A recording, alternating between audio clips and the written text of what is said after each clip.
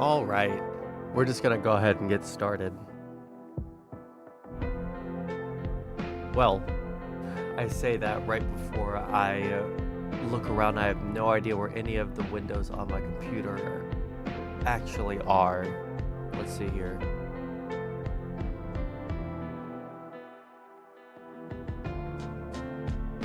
How are we doing over on the YouTube stream? Are we actually streaming into the YouTube Shorts? Or are we streaming like a normal stream but in 9:16? Let's see here.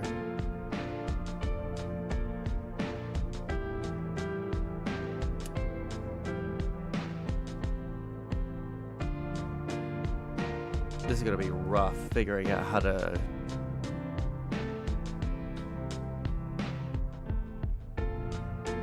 Alright, I think we're good here. Good here? So we're in the YouTube Shorts then, yeah? Also, hi, how's it going, Gulia? Alright. I also totally forgot to make an announcement in my Discord, but oh well. We'll turn the music down just a little bit so you guys can hear me and I can think. How's it going? X1 Aria 4X Easy Smoke Gaming. How are you doing? Epic gamer name. I love it. Let me just put a quick little announcement into my Discord for people that are in there. If you're not in my Discord already, please go join my Discord. I'm pretty sure if you guys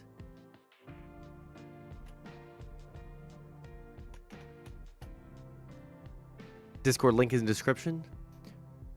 No, there's a nice little Discord link right there. Thank you for the sub, my friend. I don't have any hardcore plans for today's stream. I guess I could start off by just talking about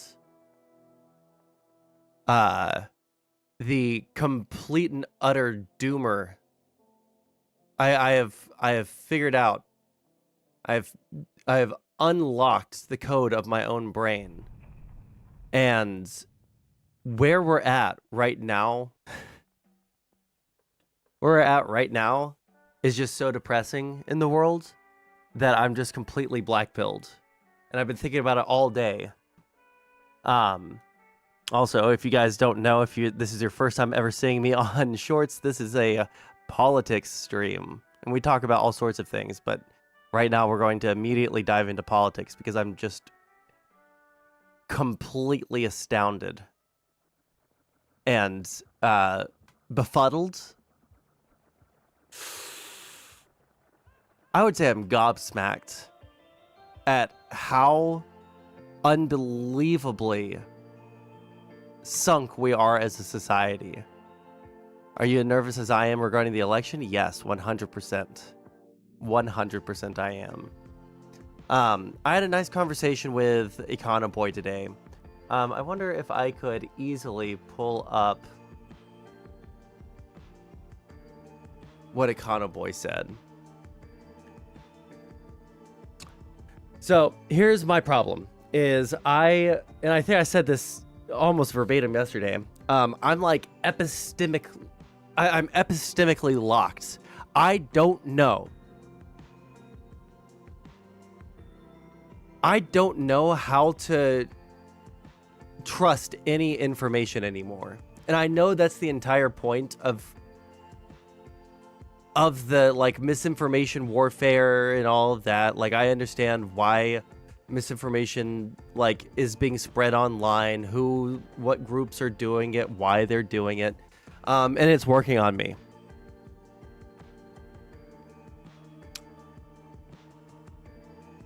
I'm actually not going to put up with that today. Not today, Letner Goat. Sorry. Also, for people watching on the YouTube short thing, I'm also responding to Twitch chat, okay? I just couldn't figure out a nice ergonomic way to fit it onto the screen right here. So, sorry about that. If someone skips in and they support Trump, you should put the debate me thing. Well, do you have a debate me thing to put down there? Because I don't know if I have one that says debate me. Unless you can send me a example of one that you've sent me. Oh, look at that right there. Yeah, I'll fix that here in a minute. Yeah, I'm not going to deal with the troll comments from people like I normally do. I'm either going to be just depressed or I'm going to be enraged, and I'm going to bring the rage because I don't get it. I don't understand. I understood more people who supported Trump in 2016. I can even to some extent understand someone who supported Trump in 2020. I don't understand how someone can support him in 2024. We're just so lost as a society. Like this election is a referendum on what we want our country to be. And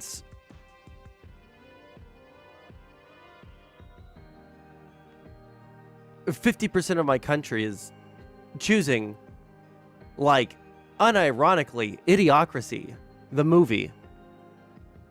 As long as it has, like, this gossamer thin veneer of American patriotism to it, then they can do whatever they want. One second, let me decline this call.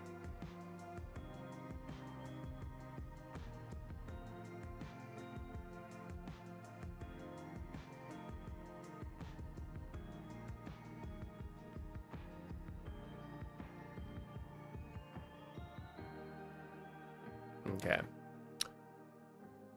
But yeah, oh, that's right. That's what I was doing. I was pulling up a thing from Econoboy. How's it going, Sam?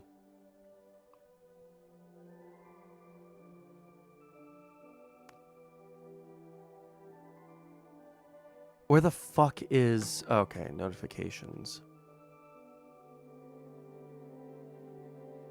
No, I don't want to go to notifications.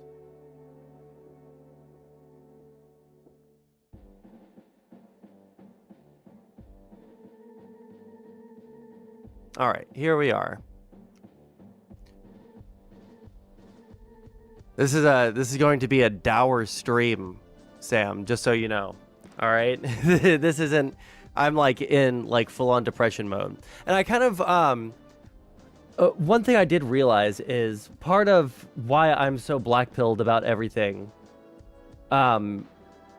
is because, and one reason why I don't feel like I can trust any opinions online is because, like, usually I would have people in real life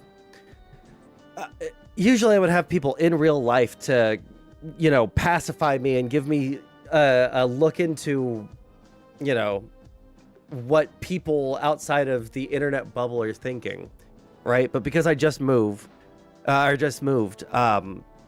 don't have those people that are like dragging me down into reality, right?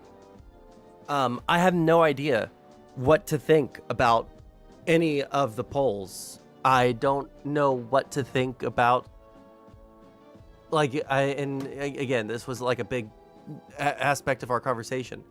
Hey, Econoboy, I was just talking about you. Look at that. Yeah, so I feel like I can't trust any information that I see online, which sucks because the entire point of, you know, like hybrid informational warfare is to make people not trust anything that they see online. And it's not that I don't trust anything. It's just I don't trust anything to do with the election. I don't trust anything to do with the election. And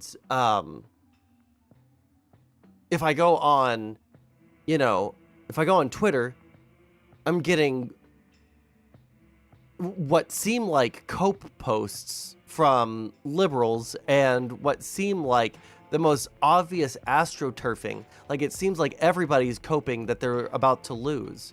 But by coping, I mean like they're saying, oh, we have this in the bag, right? And to Akana Boy's credit, I respect his intelligence enough to, you know, see this and be like, well, maybe he has a point, you know? Maybe he has a point, you know? Play guitar always makes me feel better. I have been playing more guitar, but I just recently, in the past couple of days, I haven't. Have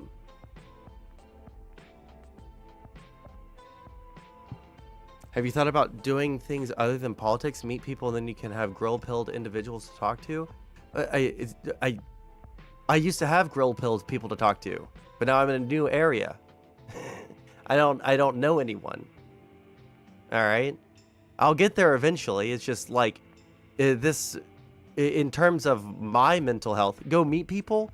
Oh, fucking thank you. Oh wow, look at the genius over here, Sam, telling me, oh, just go meet people and you'll meet friends. Oh my fucking god, no fucking shit. Oh, I should just meet people and then I'll have friends? Wow. Who would have thought of that? No, it's not. Well, if you want to send me stuff, you can. It's just that I don't have time. I don't have time to do fucking anything, okay? So don't come at me with this, go meet people and do something other than politics. I would fucking love to, but I don't have time. Every waking moment of every single day is fucking accounted for right now. All right. Unless I'm streaming, in which case this is like the only opportunity that I get to stream, is when there is a moment that isn't being completely itinerized, for lack of a better word. 1 second. I think the frustrating part of Trump possibly winning is the worst thing he can do with the presidency. Will be at the very end. Oh, Jesus, everything. I have too many windows open. I need to figure out how to get this over here without leaking DMs, and that'll maybe give me a little bit more room over here.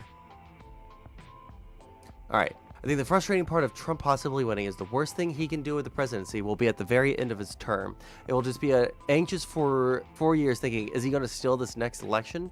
No, that's not at all. Like, he's done after this 4 years. This is him saving himself from any kind of criminal prosecution for any of the fucking crazy crimes that he did while he was in office, all right? And post-office. This is the only reason that he's running. He gives no single fucks about anything to do with any of the major issues that are happening in the world right now, as you can see by the way that he talks about every single fucking issue that is going on in the world right now. Oh, I'm just gonna fix it. I'm gonna fix it. Oh, I'm gonna do tariffs. I'm gonna do tariffs and they're gonna be really good. And I'm gonna do 100% tariffs, 200% tariffs. Hell, maybe I'll do 500% tariffs. The number doesn't really matter. That's almost a word for word, fucking beat for beat fucking quote from this retard that we have running for office again. He's not running because he cares anything about any of the issues, or that he wants to stay in control after these 4 years. He can die in office happy as a hog and shit, because he didn't have to deal with any of the consequences of his own fucking actions.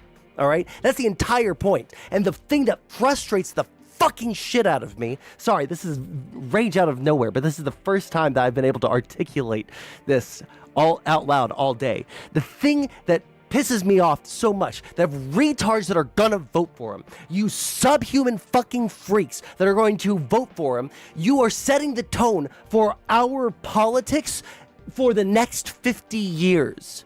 You guys don't care about America, because if you cared about America, you would see what has happened since Donald Trump started coming down the fucking golden escalator, and you would see that we are more divided now than we have ever been in our entire fucking history, minus the one time where we did an oopsie fucking whoopsie and did a civil war and killed so many fucking people in this country, okay? Like, there's only one time that we've been this fucking divided, and it's because of you people, because you have such a virulent fucking hatred of anyone that disagrees with some things that don't even fucking matter to your everyday fucking life, like fucking trans people or illegal immigration. I'm sorry, they don't fucking matter to you because they don't fucking affect you. And you know they don't affect you. You just feel like they affect you because there must be some fucking reason why you're such a fucking subhuman fucking loser who has never achieved anything in their fucking life. Like, man, you know what? I'm a white dude who grew up in America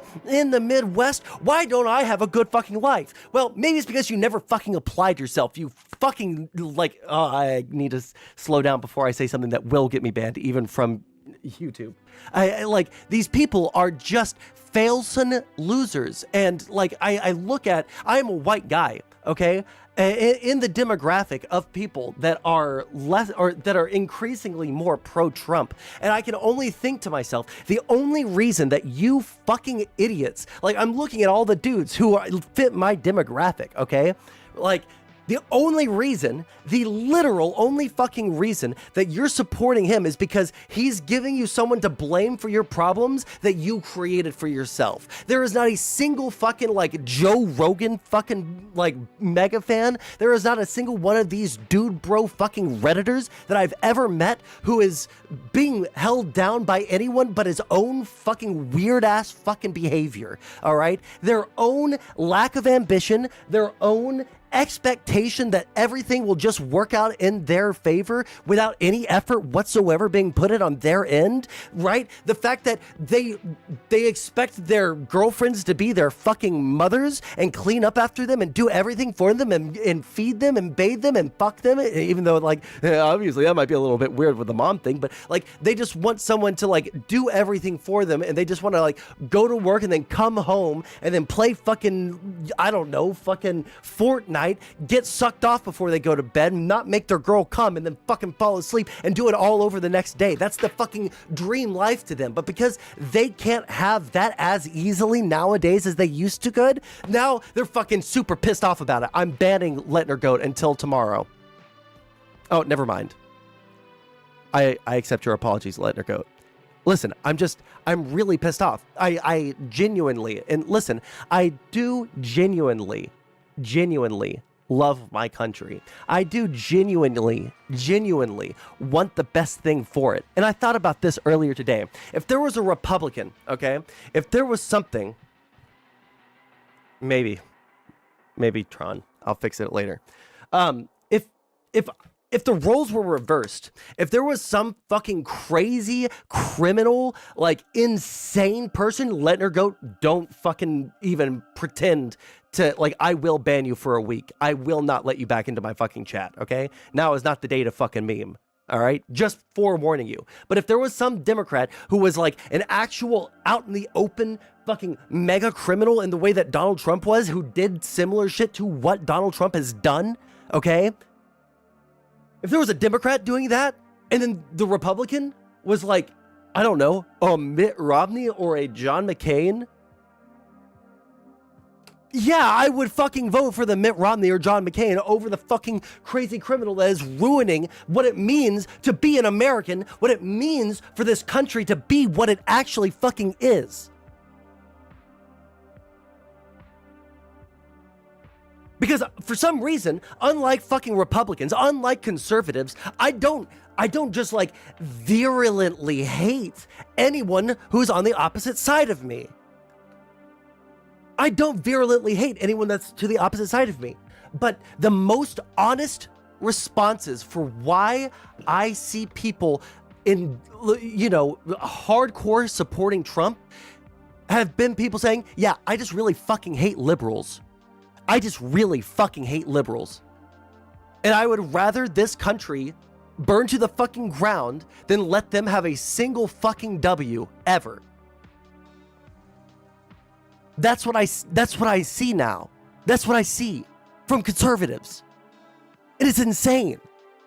It's insane that as soon as I got out of the fucking, toddler fucking mentality of, oh, America's bad because there have been bad things that America has done, and therefore everything America does is bad. As soon as I got out of that retard fucking mindset, Suddenly, the people that were supposed to be the hardest defenders of what it means to be a fucking American, the conservative party in the United States of America, the people that calls everybody else fucking communists my entire fucking life, suddenly they're supporting someone who tried to steal the fucking election through an elector scheme. I saw them fucking defend the guy who was like sitting there jerking off with a thumb up his ass and sipping Diet Coke through a fucking bendy straw, jerking off to the fucking insurrection on January 6th. Instead of saying, hey guys, go home, he sat there for 2 fucking hours jerking off with his thumb in his ass.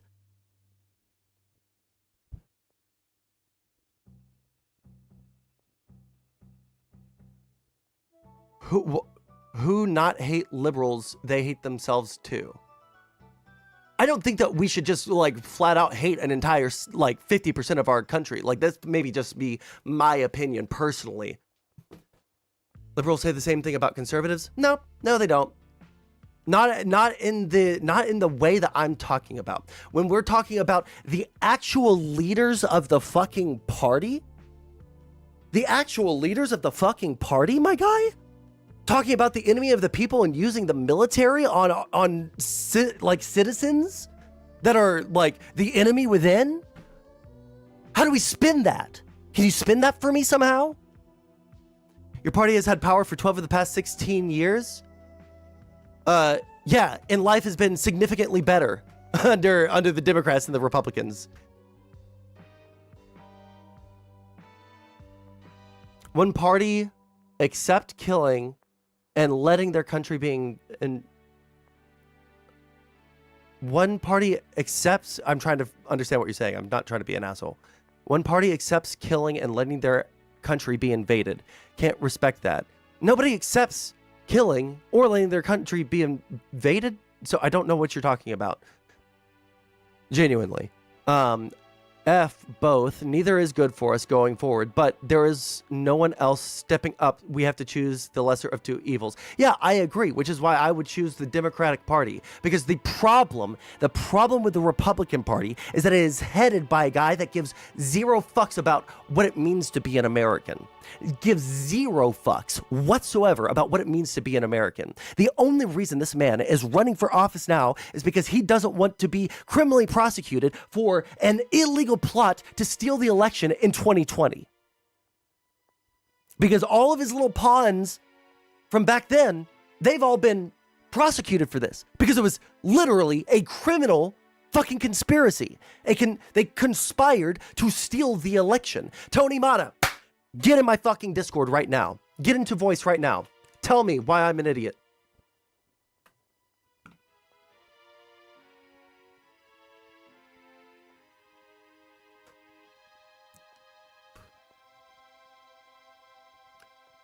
It's John. He's arrived. Said, hey, Sonsol, with the anti-Semitism Twitch controversy, have you played the twitcherterrorist.com game? Yes, I played it yesterday. I did slightly above 50%. I was actually a little bit surprised at how many of these fucking crazy leftists were saying things that were almost word for word what Osama bin Laden said. Marcel, you're totally welcome to jump into the Discord as well. Tell me why I'm an idiot. Tell me why I'm an idiot. Come into a voice channel in my Discord. We can have a conversation. Oh, Econo Boy's in my Discord. Hello. What's up, Mr. Soul? I'm totally black-pilled and depressed. You gotta calm down. You gotta calm down, Sonsel. You gotta keep it together. All right? Why do you say that? Here's the thing. Okay, here's the thing. People are saying, oh my goodness, how could this election be so close? The election's not close, Sonsel. It's not close. Kamala's running away with this bitch. All right? See, I said she's winning every swing state before we had this round of more positive polling. I'm saying it even harder. After today. As of when? There was Arizona tightened a little bit, yeah. Here's my thing. Like, I would normally trust aggregate. Oh, damn it. Like the aggregate, polling places, right? Mm-hmm. 538, Real Clear Politics. But I'm not getting much of anything, I'm not getting much of anything. because Yeah. the most important states are 53-47 coin toss. Okay, Michigan 54-46 coin toss. Okay, Wisconsin 52-48 coin toss. Nothing is fucking helping me, right? Like, Yeah. it's all a coin toss. But then every single fucking online figure and everyone's fucking news anchors and everyone's saying it's going to be a landslide for this person or that person, and it's like, Yeah. fuck me. I put Well, so much obviously, I deference mean, on people that study this stuff. Yeah. Yeah. I mean, obviously, news anchors aren't going to be, in our partisan media environment, they're not going to be very helpful. I wouldn't really pay attention to those guys too much. I think that, in general, I think that one of the things that I said in 2020 was that the top line polling was actually fairly accurate. So when it said Biden was going to get 51%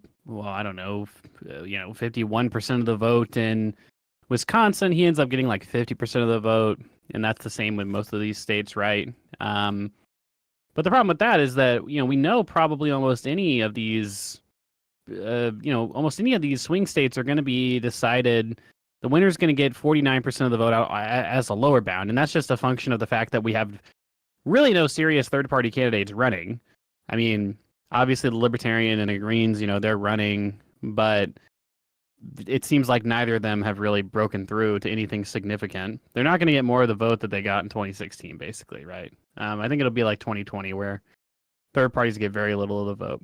And I think Trump's ceiling is largely the same. I think he's going to get probably 47% of the vote. But I do think that there's reason to believe in these swing states that Kamala is going to win. And when I say landslide, I mean like an electoral college landslide. I just think she'll win most of these swing states, and it'll be close. It'll be like nominally close, within a couple points, but I think she'll win decently convincingly. I think in 2020, the closest state was Georgia. That was 11,000, 12,000 vote difference, if I remember correctly. It was all really close, yeah. But why? Like, tell me why on your prediction, like, every swing state goes to Kamala, every single one, even the ones that aren't, as close as like Pennsylvania, Michigan, Wisconsin. Like, these are all coin tosses according to 538. North Carolina and Georgia, I don't feel like there's a reason to believe that Kamala gets that. I think there's definitely reason to believe she gets them. So, number one, I would say that you have to think that the polls are overestimating Trump systematically. That seems to be the case. And, in part, in some of these states, Biden actually outperformed his polling aggregates. For instance, in Georgia, Biden outperforms his polling. Georgia wasn't even considered a very significant swing state in 2020. Yeah, that was a total surprise. Right. It was a total surprise. Like, Biden ended his campaign in Ohio. Right. Like, even say he lost by 8 points, but, he doesn't do many events in Georgia, a state that he only won by 11,000. Right. And so, given the greater focus on Georgia, we could always say, well, the greater focus causes Trump to win, right? One second, I have to respond to something. I'm trying YouTube Shorts streaming for the first time in like 6 months. Just this comment is getting me. She better win after the media and courts running up Trump's ass for the last 4 years. The fact that it's this close leads credence to the idea that Trump may not be as bad as the media says he is. Oversaturation of negative media desensitized people to the truth of what Trump actually has done to damage America. I feel like your first. Oh no. Okay, I understand what you're saying. I was about to rip into you. I moderately agree, but the issue is, like, they did that at first. They ran up his ass like a motherfucker at first, and then over the past 4 years, especially CNN, you can see this even in their I'm pretty sure in their 2021 and 2022 like business records, not their records, like their things that they say to their shareholders on quarterly whatever. I can't think of the word right now. But they talked about like moving towards a more centristy type coverage of things because they were losing viewership like crazy because they were admittedly hyper liberally partisan in like 2016 to 2020, right? MSNBC is like today is what CNN was in 2016 to 2020. But it's like it's catch-22 because Trump is legitimately like people say like, oh, they're demonizing him. They're demonizing him. They're demonizing. Have you ever considered that maybe he's just acting like a fucking demon? Maybe it's the responsibility of the media to like call out all the crazy fucking unhinged shit that he does. And maybe the problem isn't with the media calling out his constant fucking insanity that he does on a every single fucking day basis. Maybe it's the fact that 50% of our country legitimately would rather watch this country fucking crash and burn into oblivion than ever let a liberal in charge again, because they're more scared of trans people pissing, standing up in the fucking stall than they are of, I don't know, our like the open enemies like China and Russia. Anyway, I'm sorry, I interrupted you. Yeah. I think that overall, I guess at the end of the day, look, this is a really unfortunate election because here's the thing. Here's the deal, guys, folks, all right? Is that the polls tell us nothing, basically. The betting markets don't really tell us anything either. You could craft, what might sound like a good narrative on either side reasonably. Now, I think that the Democratic narratives are more realistic in my view. And I'm a guy who's not, I'm not really historically particularly optimistic about the Democrats' electoral chances.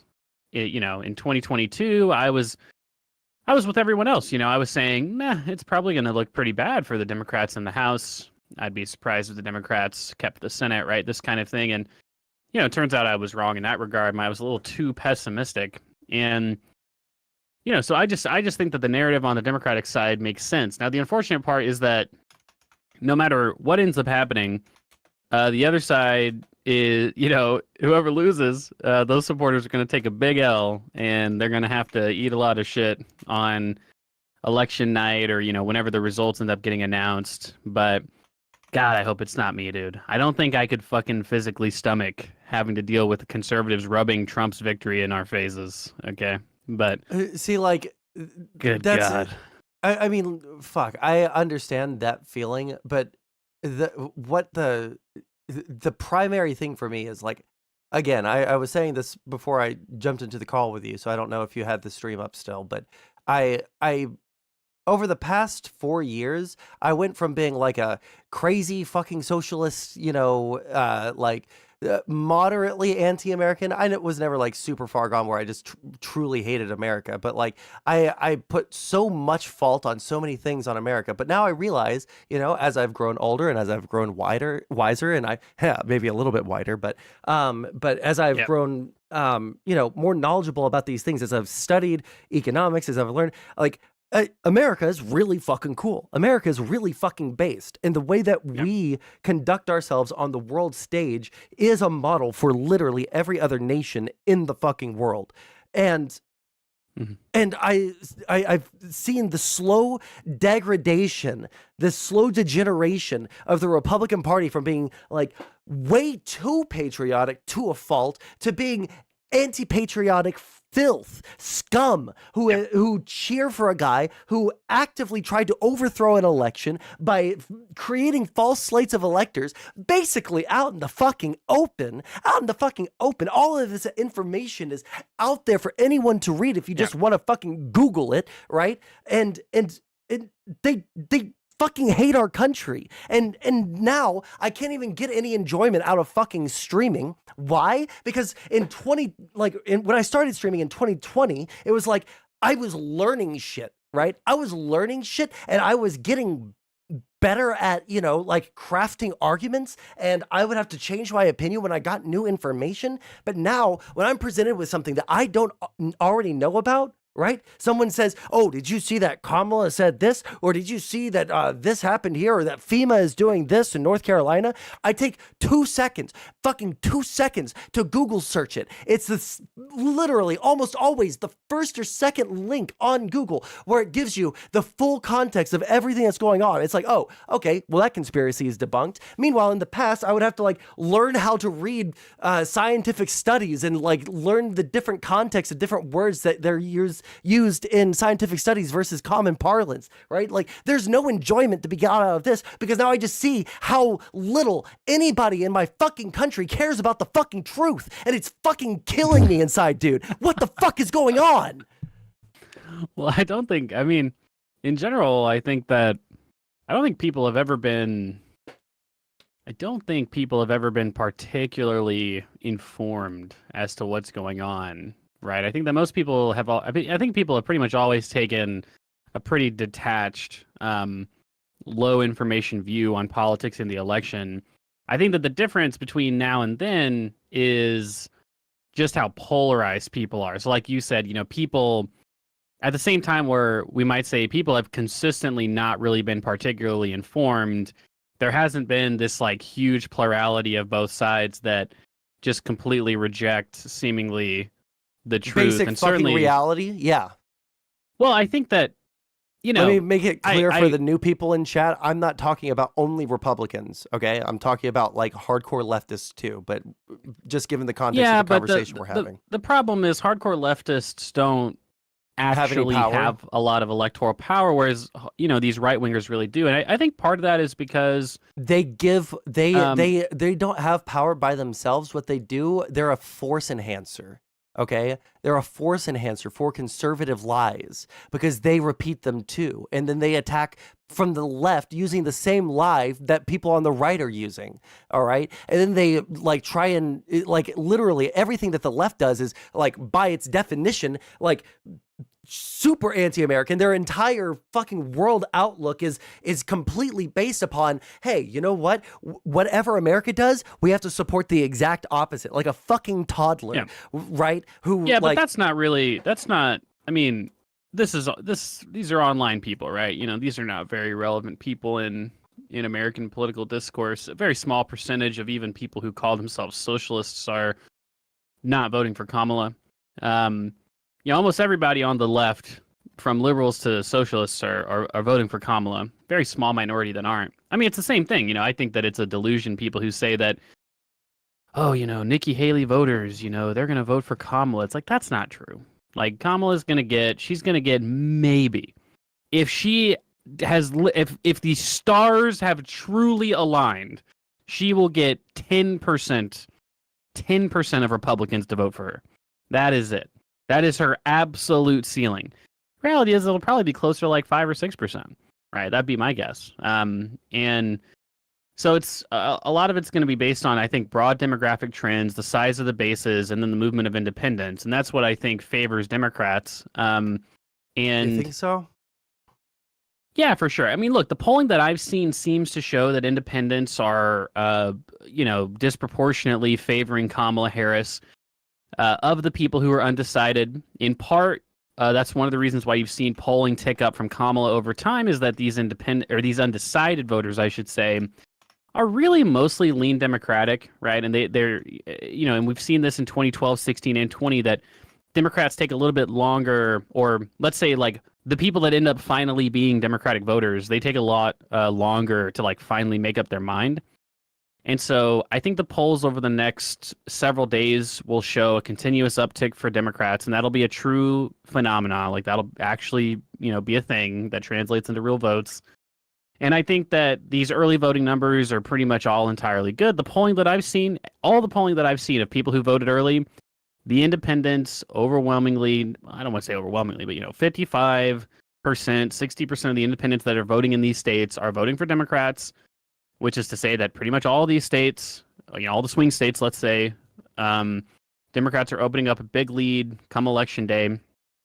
And there seems to be some evidence that the margins that Republicans can drive up on election day will not be as high. In part, that's compositional, just less turnout, right? And I think part of that as well is that, people have to keep in mind that like Republicans have run almost like an optimally bad get out the vote strategy for the last 8 years, you know? And so what I mean by that is we've had Trump he's never had a good ground game ever. It doesn't exist, right? He's never had a good ground game or a good volunteer network. He's doing the same thing this time around, which is to not have a very coherent or good or centralized ground strategy.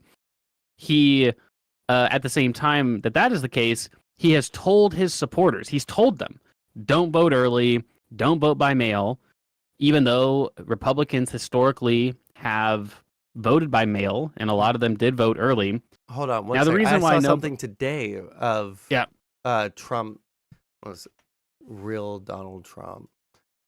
Mhm. Pretty sure he took to Twitter earlier today. Yeah, he is. He is telling people to this time. Wait, hold on. Yeah, but I mean, Vote in person by mail? What does that mean? I don't know. Trump is fucking. He's got Alzheimer's or something. I don't know, but no. But I think that overall, though, I think that these trends are very positive, and I think that what I mean by that is that nobody would tell a candidate to tell their supporters to vote in a less convenient way, because obviously that's really stupid. You want your voters to just vote however they can, because a vote is a vote is a vote, obviously. And voter fraud is not like a real thing. And so, yeah, I think that those are all on the margin gonna hurt Republicans. But I think also enthusiasm, right? I mean, the polling does reflect that Democrats are more enthusiastic about this election. Democrats are historically enthusiastic compared to 2016 and 2020, where Trump barely won and then barely lost. And so I think that that's going to matter a lot. Demographic transformation cannot be discounted. I mean, look, millennials are stubbornly liberal, and I'm about the youngest millennial that you can be, and I'm 27. So millennials are not like super young people anymore. Millennials are going to vote at higher and higher turnout rates for basically the rest of their lives. And they seem to be remaining liberal, left of center. And then Gen Zers, millions of more Gen Zers are going to be voting that are going to vote, overwhelmingly for Democrats. So that's all going to matter. Old people are dying off. As much as people don't talk about it anymore, Republicans still aren't getting vaccinated, and Republicans have been disproportionately dying from COVID for like the last, 2.5, 3 years or something like that. And that's going to affect the margin as well. Do you know off the top of your head if it's just the COVID vaccine, or have like vaccines in general gone down? No, I mean, my understanding, the last analysis I saw was that if you did a partisan split as to who has died of COVID. Now, this is, to be fair, this is like 2 years out of date. So, I mean, the numbers could be significantly updated, but I mean, the people who died are the people who died, right? Was that about 200,000 extra Republicans died as of, I think, the end of 2021. And so I think it was like about 1 million people who died, and it was about 600,000 like Republican leaning people, about 400,000 Democrat leaning people. And that's, again, these things all just make a difference on the margin, right? They all kind of stack up. And it's just, there's so many other things as well. Candidate quality, right? That does seem to actually matter. Republicans have terrible candidate quality. People talk about North Carolina, but they don't have great candidate quality in Michigan. Wisconsin does. It's like none of these places seem to have. I don't think that Republicans give a single iota, not a picogram of a fuck about literally anybody else except for Donald Trump. That's the thing. Yeah.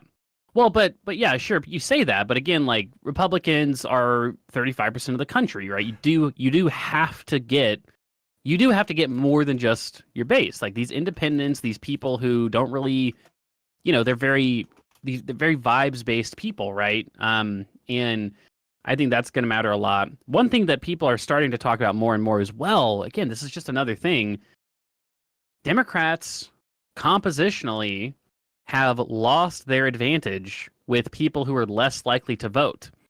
Now, a lot of people will say really stupid shit. They'll say, oh, Democrats have lost their advantage with people who are less likely to vote. Well, dickhead, they lost that advantage because Democrats just became likely voters. That's just a thing that happened. And And in part, that's because Democrats are doing so much better with college-educated people, with women who vote more than men. In an election where, in some of these states, right, you're going to have like 53, 54% of people who vote are going to be women. And when Kamala is getting like 58, 59% of the woman vote, I mean, that's a really big, just like demographic, structural advantage. Men don't vote as much. And when we're talking about like Republicans who are like, oh, but did you see that we're polling at 20% with black men? It's like black men don't vote. Like, who gives a shit? Even if that is true, even if we could take a census and we could say it is definitively the case that if you forced them to get into a ballot box, 20% of black men would vote for Republicans. Like, even though how hilariously small a percentage that is, it just doesn't end up mattering because black men do not vote as high a rate as black women, as women in general. Democrat, I don't know. I mean, this could all look, I might fucking 2024 elections could come around and I might look like a complete fucking dumbass. Because I don't know, it turns out like, oh yeah, like women, Kamala only got 53% of the woman vote. And, that was enough for Trump's margins with white people to make the difference. It's like, okay, I mean, fuck, I guess that could be the case, but I don't know. I'd be pretty surprised. I'd be pretty fucking surprised if that was the case. I think Kamala's gonna, 2020 was a very close election by each state, but Biden ends up winning by a margin in most swing states. He ends up getting over 300 electoral votes. Yeah, I'm most skeptical of Arizona. That's the one where I might change come election day and say I think Trump's gonna win Arizona. I would be surprised. I would be surprised if Trump lost North Carolina and Georgia too. I'm not gonna lie. I don't think that we talk about like prepare yourself to be surprised, Sansel. Well, I would love it. Listen, it's just that like most of the surprises in terms of politics in the past 8-10 years have been all the worst possible fucking thing, with the exception of one. Well, no, but that's not true. Like, to be fair, Sansel, Trump won once in 2016, and every election since then, Democrats have won. Like, every one of them. They've either won or greatly overperformed their expectations. And these trends, again, like, think about, I don't know, like, just think about the voter turnout rate for millennials, right? From 20, what do you call it? From 2016 to 2024. I was 21 years old, I guess, in 2016. The difference between an entire population basically going from mostly people in their early 30s, early 20s to mostly people in their late 20s, late 30s. The voting percentage, there's just going to be so much more people, millennials, who are voting. And millennials aren't like radically left wing. It's not like, 80% of millennials are Democrats, but like 55-ish, 60-ish% of millennials just seem to be voting for Democrats, even higher for younger people. Kamala's going to get a higher percentage of the female vote, almost certainly. I'm looking at an exit poll right now. Biden was at, Hillary was at 54%. Biden was at 57%. And the polling that I'm seeing, seems to show Kamala at like 59%, like almost 60% of the woman vote. And in an election when a clear majority of voters are women, like, I don't know, like, these are good trends that overwhelmingly favor Democrats. So we'll see. I think the frustration that I'll have if Kamala loses is that it feels like Republicans, it's like perpetual broken clock right twice a day kind of shit with Republicans, where it's like Republicans will say, oh, but if you were really paying attention in 2016, it was obvious Trump would win. Like, no, it wasn't. It was not obvious. Like, it was clear. It was so not obvious that Trump would win. Right? Yeah. And some people predicted Trump would win, and sure, they do get some credit, but it also depends on the method that they use. It's like, there's a difference between what I'm saying and like, I just I just Yeah, feel it's like the kind of thing that you're talking about what right the here is fuck? like the example that I've used is, let's say that there's two people and they walk up to a table. One person pulls out, a ruler and they measure, the length of the table and it says, 72.5 inches, right? And then someone else walks up with a bunch of D&D dice. They throw them all down on the table. They count up the total. It says 72.5. Like, who is more correct? Like, you can't say that the second guy was correct because he threw out dice and it randomly came up with the correct answer, right? Because he didn't arrive there in a way that shows that he knows why it's 72.5 inches, right? Well, yeah, Where, like a guy who listens to like a groundhog for what is it? Groundhog that yeah, predicts the 6 more weeks of winter. Like a guy who listens to a groundhog instead of a weatherman. It's like, well, sure, sometimes the weatherman's wrong and sometimes the groundhog is right, but that's not really a good way to derive the truth, right? Like overall, you're probably better. You're probably better suited listening to, a weatherman, right? And I think similarly, we have to think about these elections with these broad trends in mind, and we cannot be perpetually traumatized by the polling errors of 2016 and 2020. Like these polls do readjust, and like you said, I think you had texted me something like, "Oh, polls have never underestimated the same candidate 3 elections in a row." Like that sounds right to me. Because the polls underestimated Obama in 2012, they overestimated Hillary in 16 and then Biden in 2020. But then the polls have been so incredibly static, in part because of herding, and I think in part because of how they're weighting their polls to just try and not underestimate Trump. Like they're probably underestimating Kamala. So I don't know. I'm well, I hope you're right. Listen, I hope that you're right. But listen, what if I'm I'm wrong, just, Sansel? What if I'm if wrong? you're wrong, then the Where are you people gonna in flee this to? country, well, I'm not going to flee anywhere because I'm poor. Okay. Damn. But Sucks to like suck. it just means that people in this country care more about like the aesthetic of what it means to be an American than like actually walking the walk and being the leader of the fucking world. We care about, you know, we care about pretending to be, big strong dudes while whining for 4 years that we actually lost, but we actually won, but we were cheated. But all this stuff, like we set the tone for at least the next 50 years of what our politics and what our country will look like. Um, because again, like I said at the very beginning, I understand the mindset of someone who voted for Trump in 2016, even 2020 maybe. All right. 2024, like it's just entropy. Like you just want the entire system to crash and burn because you fucking hate the fact that like there's I don't know. I don't want to go too deep into it, but there's a couple of reasons why that might be. But it just feels like they just want everything to crash and burn because they don't give a fuck about the policy. They don't give a fuck about our political system. They don't give a fuck about America staying the leader of the world in almost every single fucking aspect, right? They don't care about those things because when we bring up the valid reasons for why Trump's policies, which they don't give a fuck about, would hurt that, they're like, but I feel like it wouldn't. It's like, Jesus Christ, fucking go.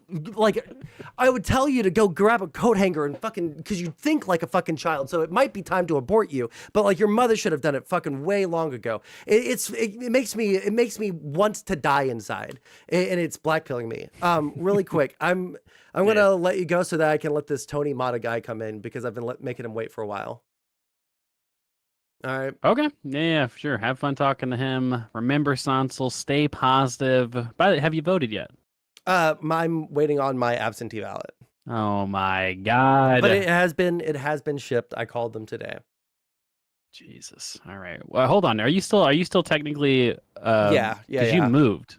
yeah. I am technically, like, I looked up all the rules and everything. The way that it was just the way that it sat when we moved Hell over here. yeah. I couldn't. A little bit of voter fraud. We do a little voter fraud Shut in the this fuck up. country. All All right. right, See you later, bud. catch ya. What the fuck was that? Okay. It sounded kind of like the Discord sound. All right, Tony Mata, if you want to talk, jump into the waiting room. I'm going to grab a bottle of water really quick. Also, if you guys are watching on YouTube, don't forget to like the stream. There's 15 people watching right now, but only 3 likes on the stream. And all of the likes help me out a lot. Gay Halloween notification sound. Oh, okay, that makes sense. Jebtan. I'm a big, strong dude. Yeah. They only know online Trump people. I can't blame them. I'm sorry. Like, again, this is something that I said earlier, that I understood people who voted for people in 2016 and 2020 who voted for Trump. But I'm sorry, if you give a single iota of a fuck about anything that it means, like I've become so patriotic, disgustingly patriotic the past couple of years, especially now. Like you fucking hate our country if you unironically think Donald Trump is the better choice in any respect, honestly, in any respect. But like, if you vote for him, you're setting the tone for our politics for the next 50 years to be just like this.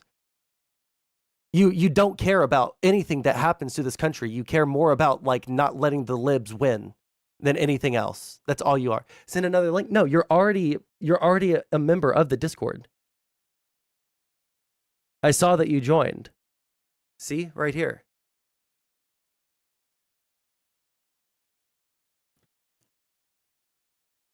I can send another link. Did I?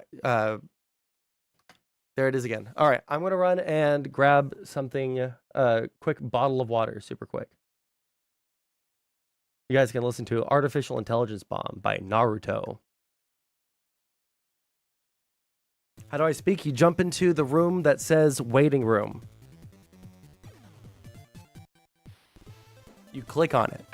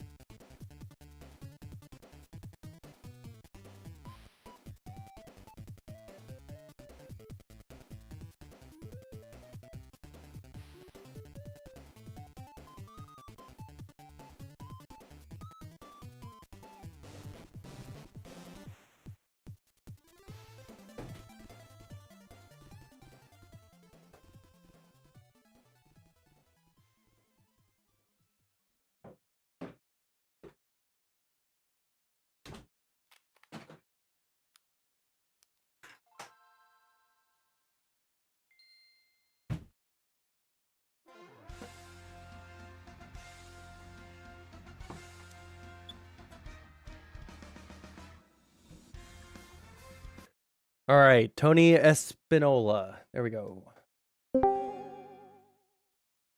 Hello. All right, your mic is on. Can you hear me? Can you hear me? I sure can. All right, let me take you off of YouTube so I can hear you more better. Oh yeah, no, you don't want the echo.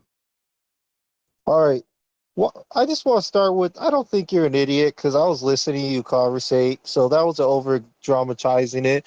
But I do think you are biased and you do favor Harris over Trump a lot more. Yeah, I would never pretend to like Donald Trump ever. No. Okay, but see, I have a whole list of reasons why I don't like Harris, but I haven't heard one reason besides the fact that you don't like him personally why you don't like Trump.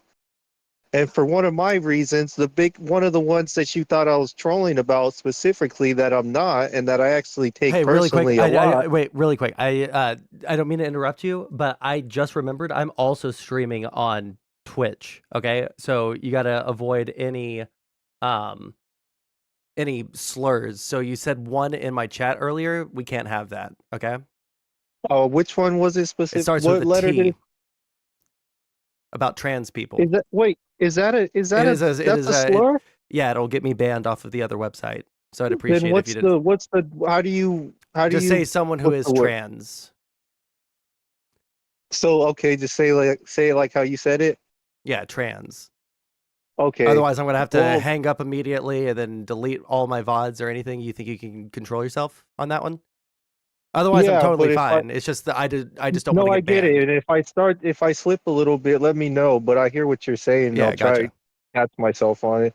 All right, I But appreciate that. what since we're talking about that specifically right now, that's actually one of the biggest things that I find ridiculous to be a factor in the presidency right now too, is the fact that her main focus tends to be towards the LGBTQ community and the illegals that are sneaking into our country. Why is that?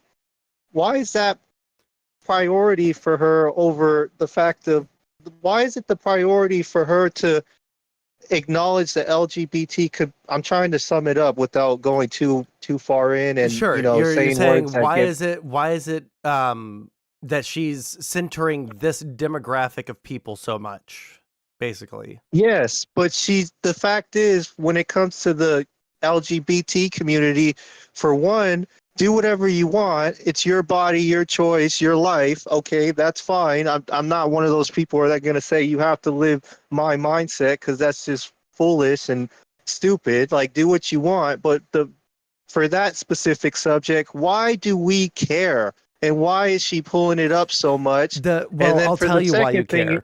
I can tell you right here why you care. You care because people have told you that this is a big problem in our society, and that this is like infecting our youth, and that this is taking off, and tons of kids are getting transgender surgeries and hormone blockers that are going to make them sterile for all of time, and they'll never be able to have sex. Like, here's the real thing about trans people. Okay, here's the real shit about trans people. They're like 1% or less of the population. 99% of the time, you will like almost never know that you're talking to someone who is trans versus someone who is just like extremely, like artsy, craftsy type person. Because trust me, as someone who's been in a lot of artsy, craftsy type, like areas in my life, they all have the dyed hair. They all have the liberal fucking nose piercing. They all have that shit. 99% of the time, you're never going to fucking know. All right. They're 1% of the population. They don't do any kind of like crazy, disproportionate like sex crimes or anything like that. At the end of the oh, day, I this think is the just, differ living close I to have, San Francisco. I'm sure that you could think of like a specific thing off the top of your head, maybe that you saw on a news article, and then we would go and No, Google it. in person, man. You Like saw like in part of person, the you saw a trans person raping someone. no, well, I'm not going to say rape because I'm not going to conversate with you with lies, but I have seen them do lack of better words, disgusting things in public. For example, and this is a two-parter, during the Gay Pride Month, which counteracts with men's mental health, which is a whole nother topic on its own. So I'm going to stick to what we were saying specifically.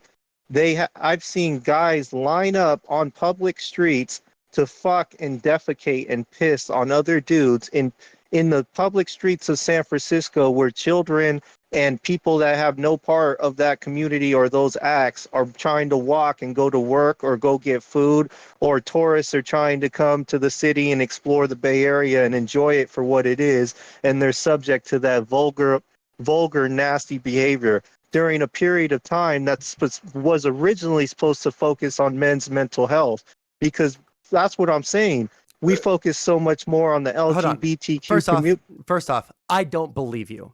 I don't believe that That's you are fine. You walking don't down have the. to believe me. You Oh don't well, have to believe me, no. but Well, like it, here's the but thing. I would believe you.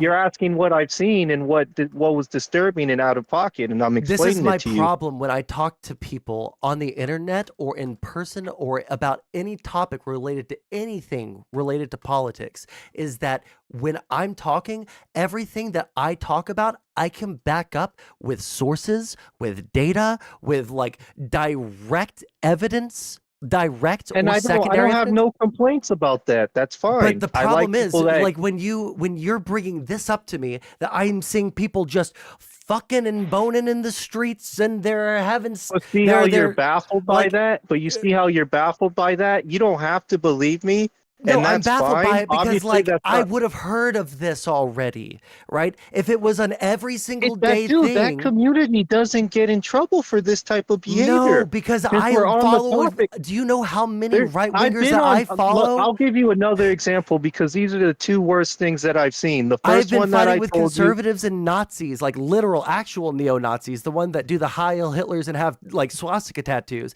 I've argued with these people forever, and not a single one of them, even the ones that live in California, have ever talked about just seeing people sucking and fucking out in the fucking street for no fucking reason other than the fact that they're gay. All right, so like you bringing this up right here, I'm not gonna fucking believe it. Sorry.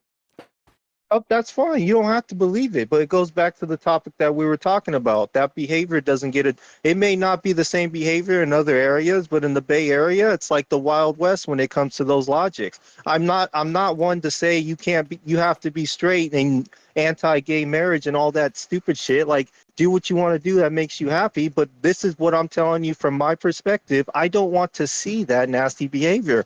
Like Okay, well that's then not this the is first what I that's would not the recommend first. that you do, because this sounds like a local San Francisco problem. If you are legitimately seeing people sucking, fucking, and shitting in the streets, what you should do is you should go and either run yourself for city council, or you should support someone for city council that is going to, you know, say, hey guys, all of our naughty bits stay inside of our pants while we're outside, and they can come out when we're inside in our own private homes. And if you don't You follow know this rule, then you I get get what you're arrested. saying, but you realize how But that's tell much me, can you tell easier me said how than this? done, right? Well, no, not at all. Actually, I think it would be Well, really easy to like, where enforce. do you live? If you don't have to tell me specifics, but I used what to live in state do you Houston, live in? Texas. I used to live in Houston, Texas, with a bunch of fucking illegal immigrants, and now I live on the East Coast.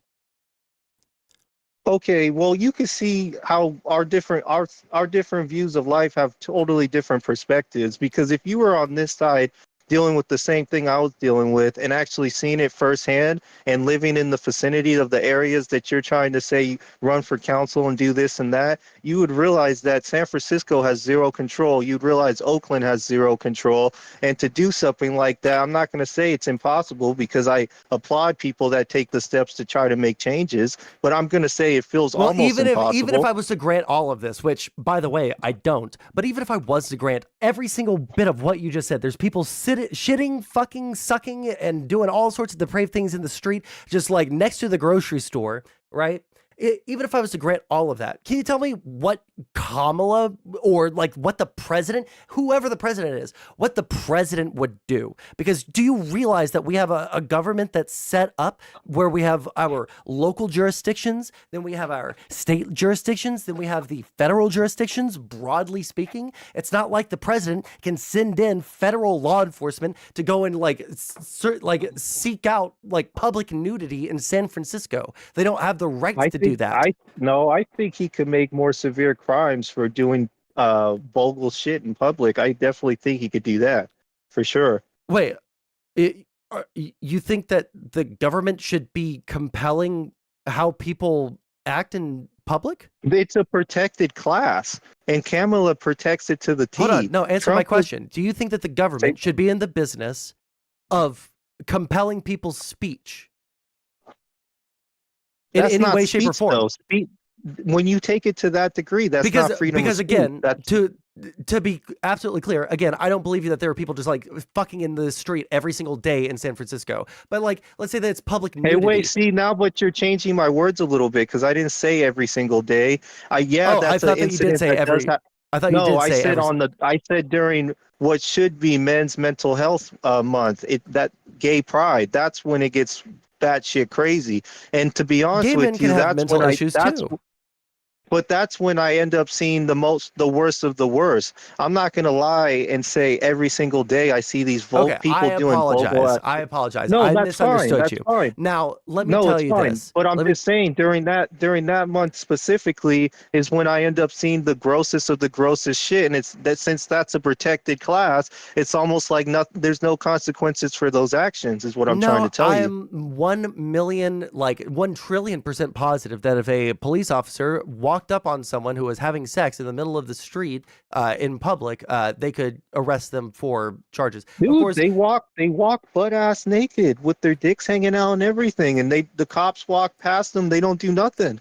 and okay, I so can't we've gone argue that from that's public for fucking. Hold on, really quick. So I'm just gonna like yeah. point out the flaw in the logic here. We've went from public fucking to walking with their dicks out. One could be argued to be protected speech in terms of like what you can and can't wear, and what the government can and can't tell you what you can and can't wear in public, right? Like if they're wearing like one of those So little like you're telling if you loincloths, walked out butt ass naked right now, you don't think you're gonna end up in the county jail? it is entirely conceivable that depending on the state of nudity, that you could get off with it. Yes.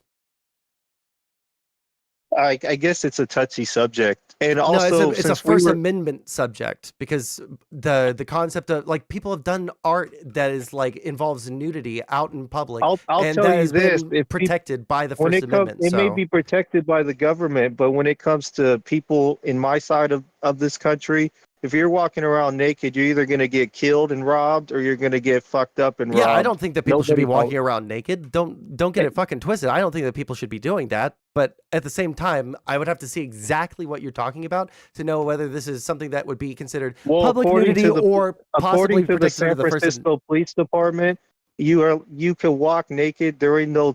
I don't know if it was specifically during Pride Month or in general, but It their might have main been thing during was the you're not. parade, and that might be because of the First Amendment. Yes. Yeah, and they said the main thing is you can't be erect, but you know how many people are breaking those policies. So what your logic said, they're doing it and breaking the policies, and nothing is being done about it. Well, that's because the police officers have discretion. You realize that like when you break a law, you don't it's not like Grand Theft Auto where you get a little star that pops up above your head and says you're like mildly wanted, and then if you do something else you get 2 stars, and then cops just start coming at you, right? Like a cop has to But that see comes what you're back to the doing. protected And class aspect of no, it it too. doesn't have anything to do with Most that because officers, black people are protected classes, and everybody talks about all the time about how there's like police brutality there. So like if we want to talk about police brutality, or if we want to talk about okay, and protected I've been through classes, that too. I'm black and Spanish myself, so I've been through that also. But we're speaking so if you're specifically on the well, like LGBT. you're talking about protected Go ahead. classes. They're protected classes under the exact same part of our Constitution.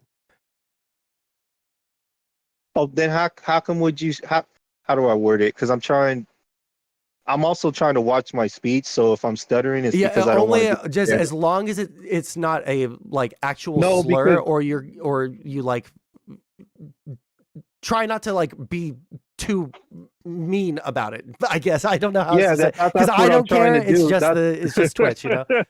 Because it's like I don't hate no one. Like let's get that like straight. But like it could come across that way, or I could definitely go into the category of the Twitch not liking it. So I'm trying Yeah. to word it better. You know what I mean? Here's all I'm gonna say on this, and then we like have to move on from this because you're gonna have to like show me some evidence because I simply just like don't believe you. Like given what you've said and the more that you like information that you've given me that there's like specific like qualifications on there, like qualifiers on there, like, oh well, you can do it on this certain day during the parade as long as you're not erect. Like the more you talk about it, the more it sounds like they are trying to criminalize it without breaching the First Amendment. So Like if you could break that down, you're basically saying they're like trying to they're trying to like put categories around it to get you in trouble, but they realize that they can't technically just breach the First Amendment right away without probable cause. Is what you're trying to say? Yeah, I mean, like that's like absolutely a thing that people that are trying to skirt the outer limits of something in the Constitution, people try and criminalize up to that point that they can, so that if you But see, slip, then they that's can get another you. thing that brings me up with the Harris administration and what they're allowing and what they don't allow. It's like, where's the damn line? Because we're talking about this and it's already controversial as hell, and we agreed that the public would definitely be offended more than the police department. Like the police department may be offended, but there's only so much they could do. But where's the line? Because, for example, when it comes to inmates in prison or jail, she's allowing them to have what's it called? I gotta watch my language, but basically Yeah, have trans sex person. change. Yeah, sex change Yeah, operations. yeah, Wasn't but this like what the hell, literally man? fucking false or something, or that like it was something? I remember reading this like immediately after the debate when Trump said that because I had never heard it before. One second, let me just look this up real quick. Okay, Yeah. Transgender surgeries on prisoners.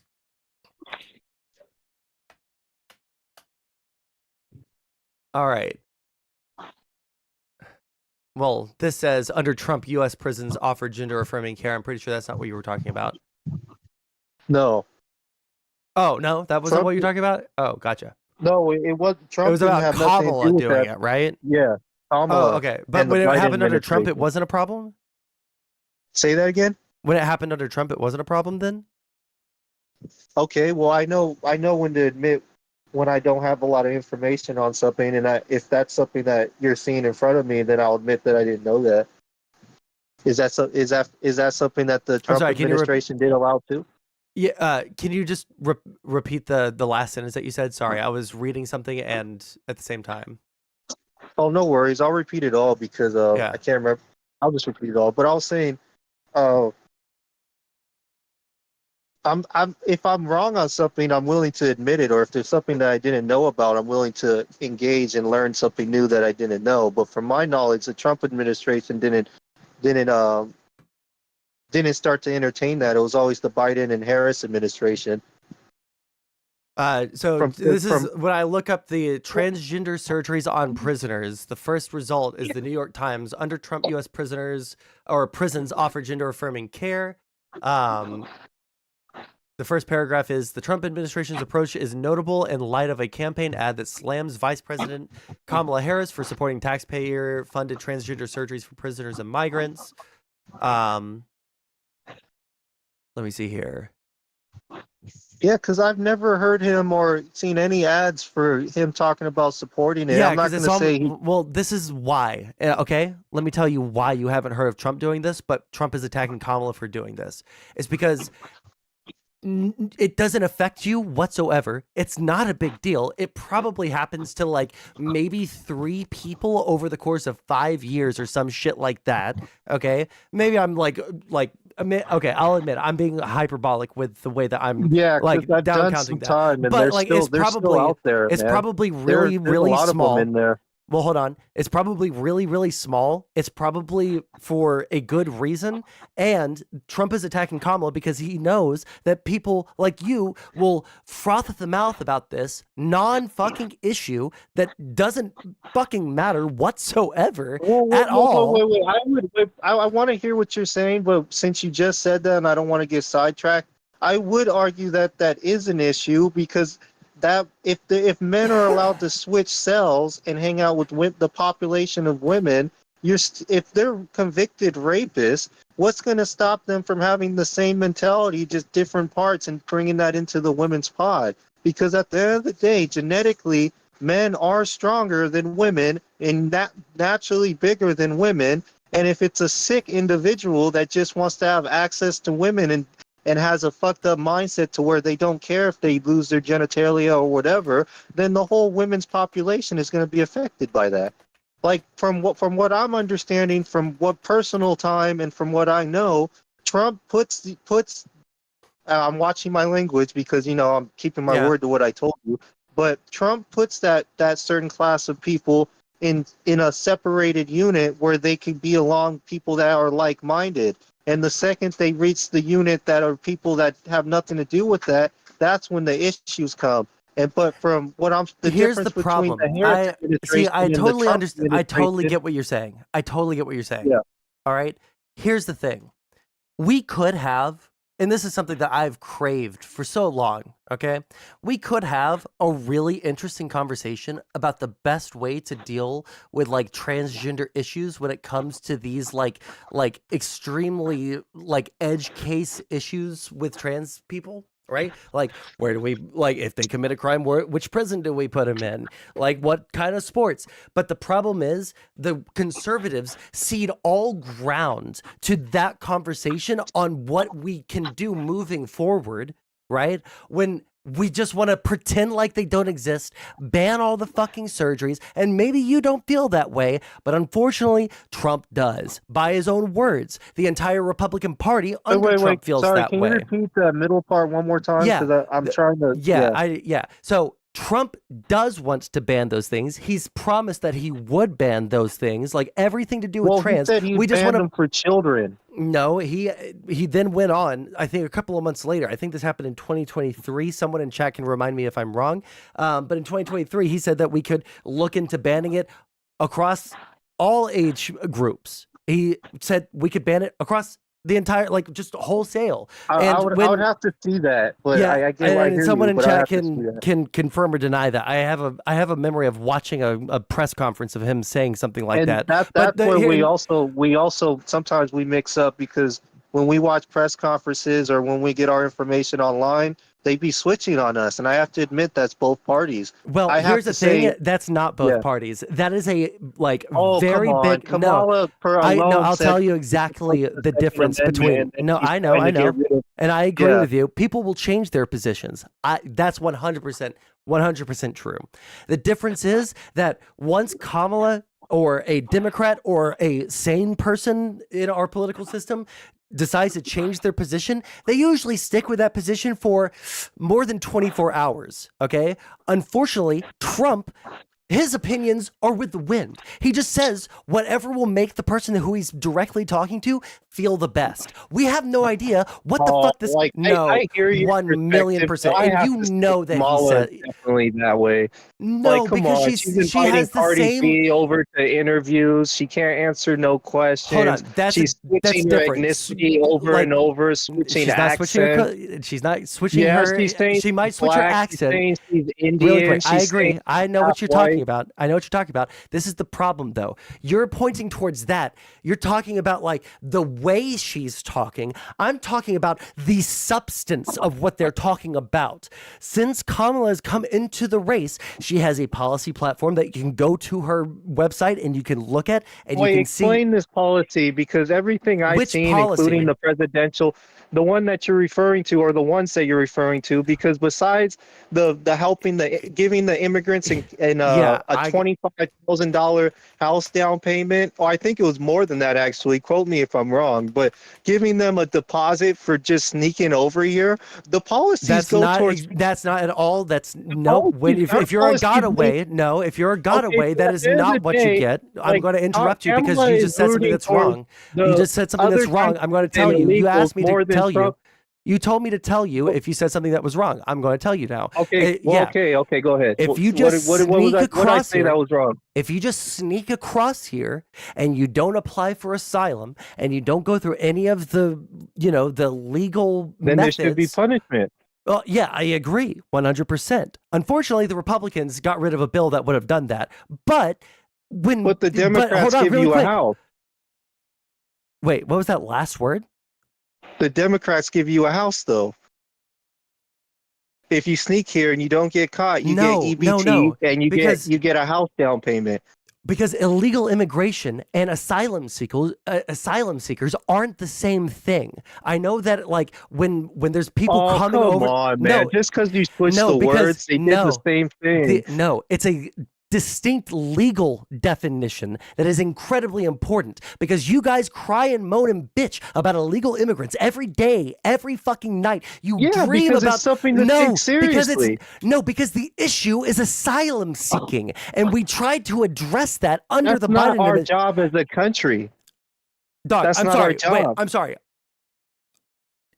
Let's say Our job is to during the Holocaust. Let me ask you a question. Our job is to protect our let me ask you a question. to help the homeless, to get people. Well, I off wish that a drugs, Republican would ever give a single fucking shit about a fucking veteran, because if we look at the voting records of the Republicans that are currently in office right now and the ones that have been in office for the past 30 fucking years, they have voted down every single thing to help the homeless, to fix the homelessness problem, to help the veterans, to fix the veteran homeless problem. The Republicans have been the ones that have shot that down every single fucking time. Every single fucking time. All right. So you don't want to go into that one right there. Okay. Now, obviously not every single time. If this year Trump wins, they're going to try to change that. Even under Trump, that happened. They kept on defunding the VA, making it harder for the VA to give health care to veterans. They made it harder for veterans to claim the disability status that they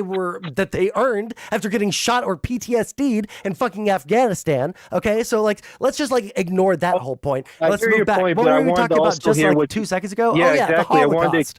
Go ahead. Yeah, when it comes to immigration, during World War II, we didn't have any rules on seeking asylum.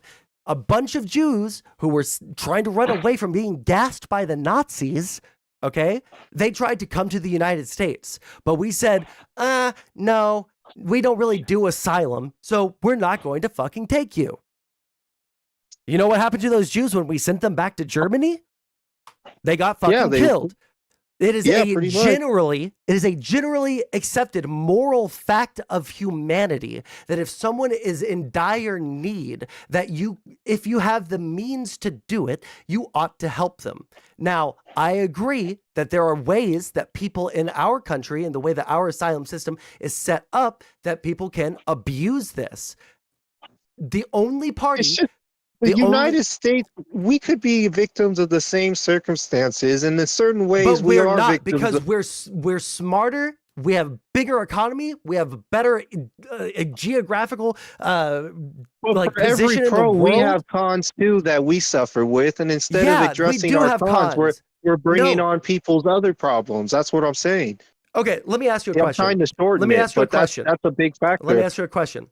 If there was a woman who had a legitimate asylum claim, all right? She has 2 children. Her husband has been murdered by the cartels, okay? She has a legitimate reason to try to flee to the United States. She has a degree, okay? She has a degree. She can enter our workforce immediately while her asylum claim is being processed. Right? We have direct evidence that the cartel will kill her the moment that she gets sent home. Do we let her in and let her claim asylum? Well, you bring up a big factor because you're bringing up the factor that she's willing to work. No, I'm giving you I'm the best case scenario. No, I'm listening to you, and I'm just saying you brought up a big factor because you're saying she's willing to work. Would you let the woman in? If she's willing to work, that's something definitely to considerate because she's contributing to... I love your humanity. Do you know that all of the migrants that Donald Trump was shitting on for fucking weeks, pretending that they were eating people's cats and dogs, only moved to Springfield? Shut the fuck up. I'm talking. No, because come on, man. I'm not being disrespectful. I'm sorry. Don't tell me You're right. Sorry. I took a shot when I went to the bathroom, and I'm drinking more. It's fine. I'll drop it. I got a tolerance, but I'm just saying, let's not do that because I'm respecting your boundaries. Yeah, sorry. This is the first time I've had go a ahead debate in a while. Because I'm actually trying to listen to what you're saying. There's not a shred of evidence that any Haitians were eating cats and dogs. The reason that the Haitians went to Springfield, Ohio is because Springfield, Ohio was begging for people to come to their town and work. The Haitians there are building their economy back up because they are working. These are the primary targets. These people who are actually contributing to our economy while they're not even seeking asylum. They're here on temporary protected status. And we're talking about deporting them the second that Donald Trump takes office. Do you think that that's right? Because you said that the biggest thing for Yes. you was that. Wait, you said that the biggest thing for you was that No, they but came you here to had work. you got to remember yours was a two-part factor. She was a very specific case that you could be somewhat sympathetic for, and you could realize if she's willing to work that she's serious about being here and contributing. I understand that you're saying that they're Let me be contributing, but absolutely they clear. all have. Yeah, let me be absolutely clear. What I talked about with the circumstances that woman might have been going through, the hypothetical woman, every single one of the Haitian migrants had to submit themselves to that kind of scrutiny to the U.S. like Custom Border Patrol in order to get let in on temporary protected status. Every single one of them. It's just like I hear your perspective, and I It's not a assume you're perspective, it's a hearing mine. fact. Well, come on. At the end of the day, it's still going to be different opinions too. Like, yeah, you have some facts. I'm not going to lie, but I can tell I you also have some facts too. But I'm just I saying, can just at the tell end you of the day, what a like, I valid think critique. we both have to. A We valid both have to critique. agree. Really quick. Tell me this at least. If Sure. we could agree to disagree, but tell me this. At the end of the day, do you think we could take on the rest of the world's problems? Like, come on. Is there going to be a certain point to where it's going to be overwhelming and we're going to regret this? Is what I'm trying to tell you. As it stands right now, at the rate that things are going, I am not super concerned. When it comes to the rest of the world's problems, we kind of do have a duty. We have been I want to hear what you're going to say, but I disagree with that. We have the world's largest economy. We have the largest military. We have the greatest capabilities. And because of these things, we have created the most prosperous era of human civilization ever. Literally ever. We're such a small speck, though. That considering the whole what are you world talking as a about? whole, Literally everyone is deferent to us. What do you mean we're a small look speck? at Russia and China. They're two of the Russia's the biggest country. Russia. Okay, let me tell you this. Russia tried to invade a backwater, no military having shithole country. And they have not been able to. They haven't been able to get fucking like, I don't know, like 80 kilometers into the borders of it. I actually don't know the number. But you want to know why people don't invade places like Poland and Russia and China? Because the United States will protect them. No, it's not just that. It's literally the reason, yes. Let me tell you, because I'm not going to speak for Russia and China because they might have different policies, but if you try to invade Poland, you get shot on sight. And that fixed the problem, not fixed it 100%. When you talk about invade, no, not invade, do you mean the same thing that they're doing with us. They're sneaking over here and coming immigration. Yes. When I said that Russia was invading Ukraine, you know I meant like with like literal tanks and missiles and people shooting people and like killing their children and shit. You know that's what I'm talking about, right? Like I don't buy into this idea that brown people coming in from our southern border is like some sort of like actual invasion that we should be worried about with military force, right? You realize that like using the word invasion. Repeat what you just said again.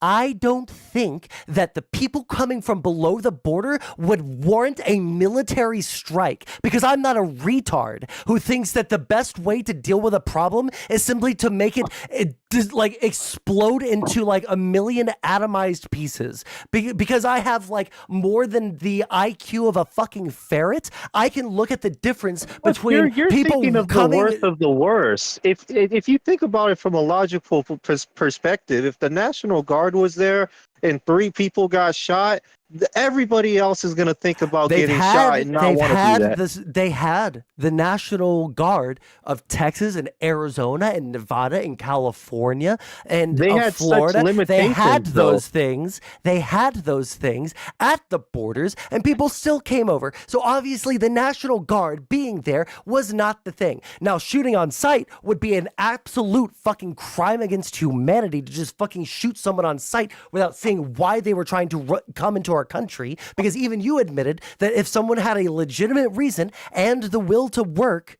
that they could come into our country and seek asylum. You said that was totally fine. So without knowing what they're doing, we should just have the fucking National Guard mow down civilians coming into our country who have nothing on their body except for fucking like Snickers bar and like fucking MREs that they can survive in the desert with?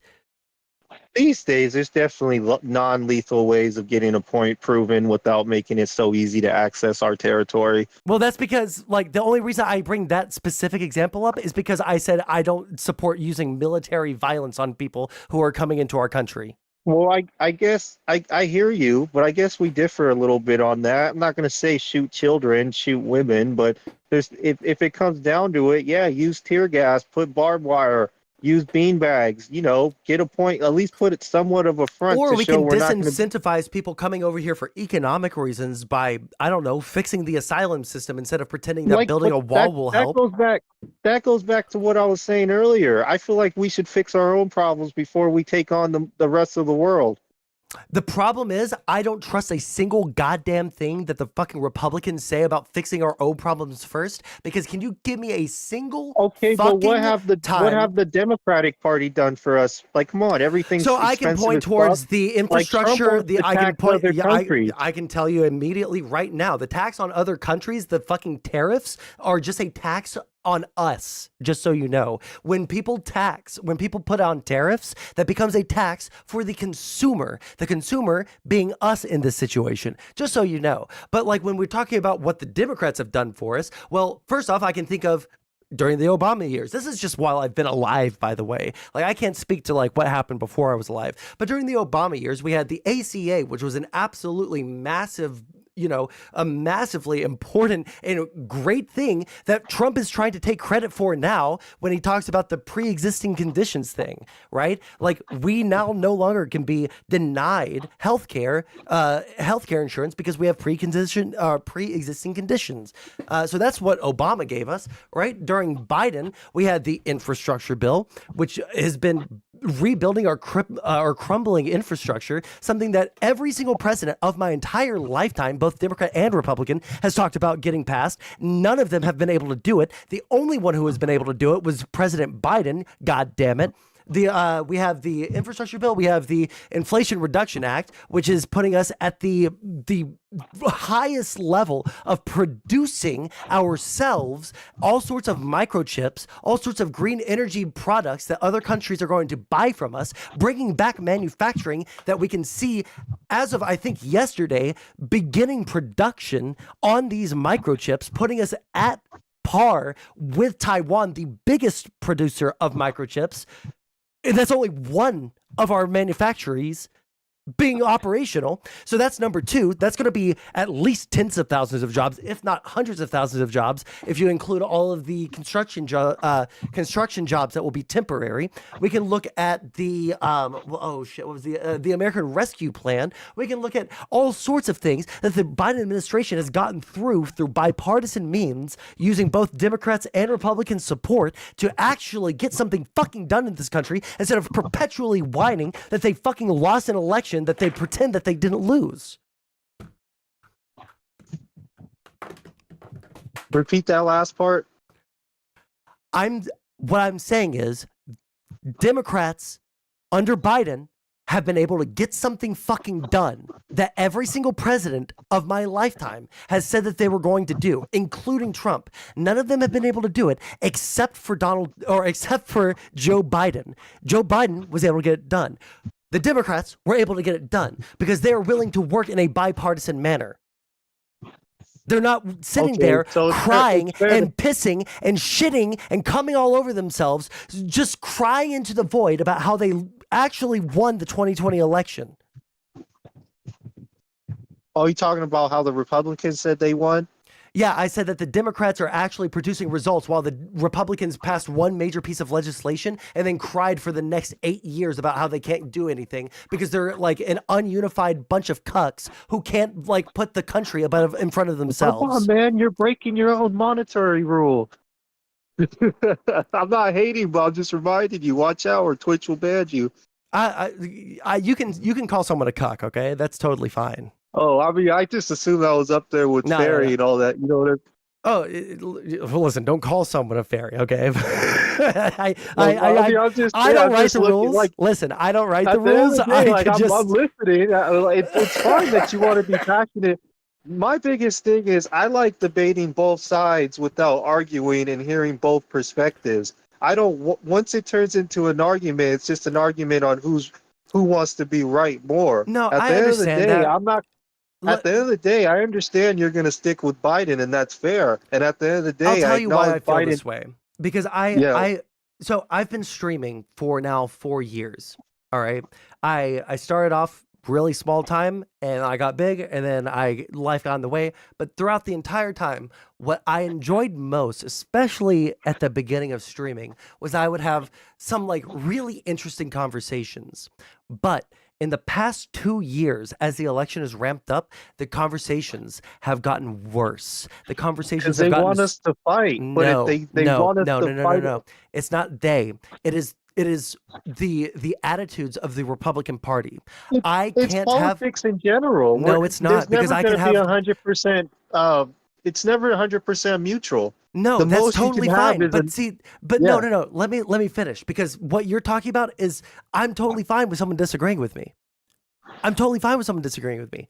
It would be really yeah, I interesting am. to have a conversation with a Republican or a conservative, and there was one in my chat earlier, a guy named Jebtan, who was like a conservative who had genuinely different like economic beliefs than me, genuinely different social beliefs than me, et cetera, et cetera, et cetera. Yeah, and we have different border beliefs. We No, have we different don't. No, political. because the difference between Well, you don't you and condone violence. the difference between you and Jebtan, the guy that I was referencing, is that me and Jebtan, we lived in the same reality. But like me and you, we're talking and we're not connecting because there are things that you believe that literally haven't happened. That literally haven't Well, happened. wait. Since you're saying that, tell me specific because if there is something I disagree with what you're saying, I want to know So specifically. it seemed like you were calling into question the fact that I said that people weren't eating cats and dogs in Springfield, Ohio. Well, The like, come Haitian on, people. like, okay, like, first off, since we're bringing this up, I'm going to focus on it specifically. I'm just, I'm trying to figure out how to word it without getting too convoluted or using, and using the right words. But to sum it up from what I'm saying is, not everybody came here legally. Not everybody got asylum, and Sure. not everybody's going to come with the same way of living that we have. So, at a certain, like, and you could disagree all you want, but looking at it from a logical perspective, if if 50 Haitians snuck over here and they have no access to food, no access to work, no access to a home or car, and they're used to catching their food, whether it's ducks, chicken, whatever, that is kind of a rarity in their area, but they get access to every now and then. When they come to a public park in wherever state in the United States where it's normalized to have squirrels, to have ducks, to have geese, some people have chickens that they let run around, whatever the reason being, rabbits, whatever the reason being. When you have access to all those things as an immigrant that has access to nothing in a new country, but is no different way of living in the sense of all I got to do is catch that thing with my bare hands and kill it and cook it on a fucking fire. I 100% believe not that everyone's doing Lord it, Jesus in but heaven, that the please, small please save me. vicinity of Please people that are save me. being Good noticed God in for it heaven, are please deliver me from 100% what doing that hell because I'm in currently. that's what Jesus they're used fucking to Christ, save doing me. to survive, and they have the tools in front of them to do those things. They can get a lighter, they can start a fire, they can go to a park and they can grab some cats, they can grab some ducks, geese, rabbits, whatever. And it's no different. The average American's gonna be like, oh, that's kind of weird. They might do it if they're fried out of their head or if they're desperate, but it's not normal. They'll go to a food pantry, they'll go on EBT or whatever resources or go to friends, whatever. But the someone new to the country that's nothing new, and you just presented free food to them. I gotta admit, like from a logical perspective, I believe that there are a good amount of people doing that. It may not be the majority, but I 100% believe that it's something being done. And for documentation, I have seen some videos of it documented, but I'm not going to lie and say that, I've seen all pictures and videos, endless videos and pictures of it being done. You know what I mean? So it's like you got to look at it from their perspective too, and then look at it from our perspective. Like it's not likely it's not likely we would do it. But for someone that is hungry and has access to nothing and done it thousands of times before, like for example, there's places in Thailand and the Hey, really Philippines and quick, all these other areas. I was gonna let you talk uninterrupted because I didn't want to be rude, but you've literally been talking for 4 minutes uninterrupted. I thought that you would find a stopping point at some point. I No, just go want to ahead. say, literally. I don't want to repeat myself over No, and over. you're fine. I want to. Okay. Yeah.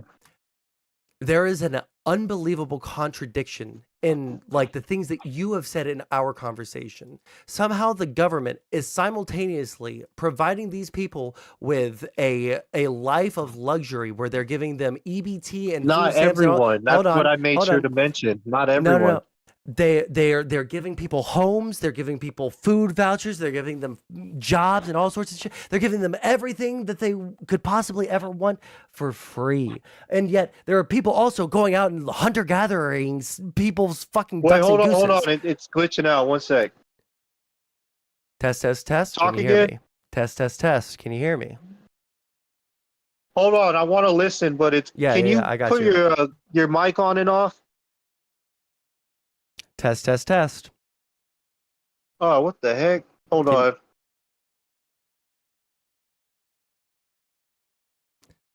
All right, try to speak. All right, I'm talking. Can you hear Hold me? on, one sec. Go to your settings.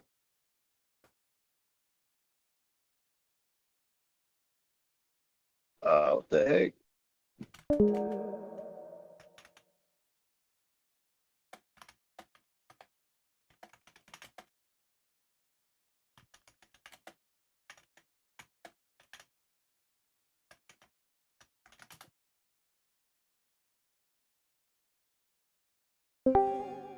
Test. Can you hear me? Hello?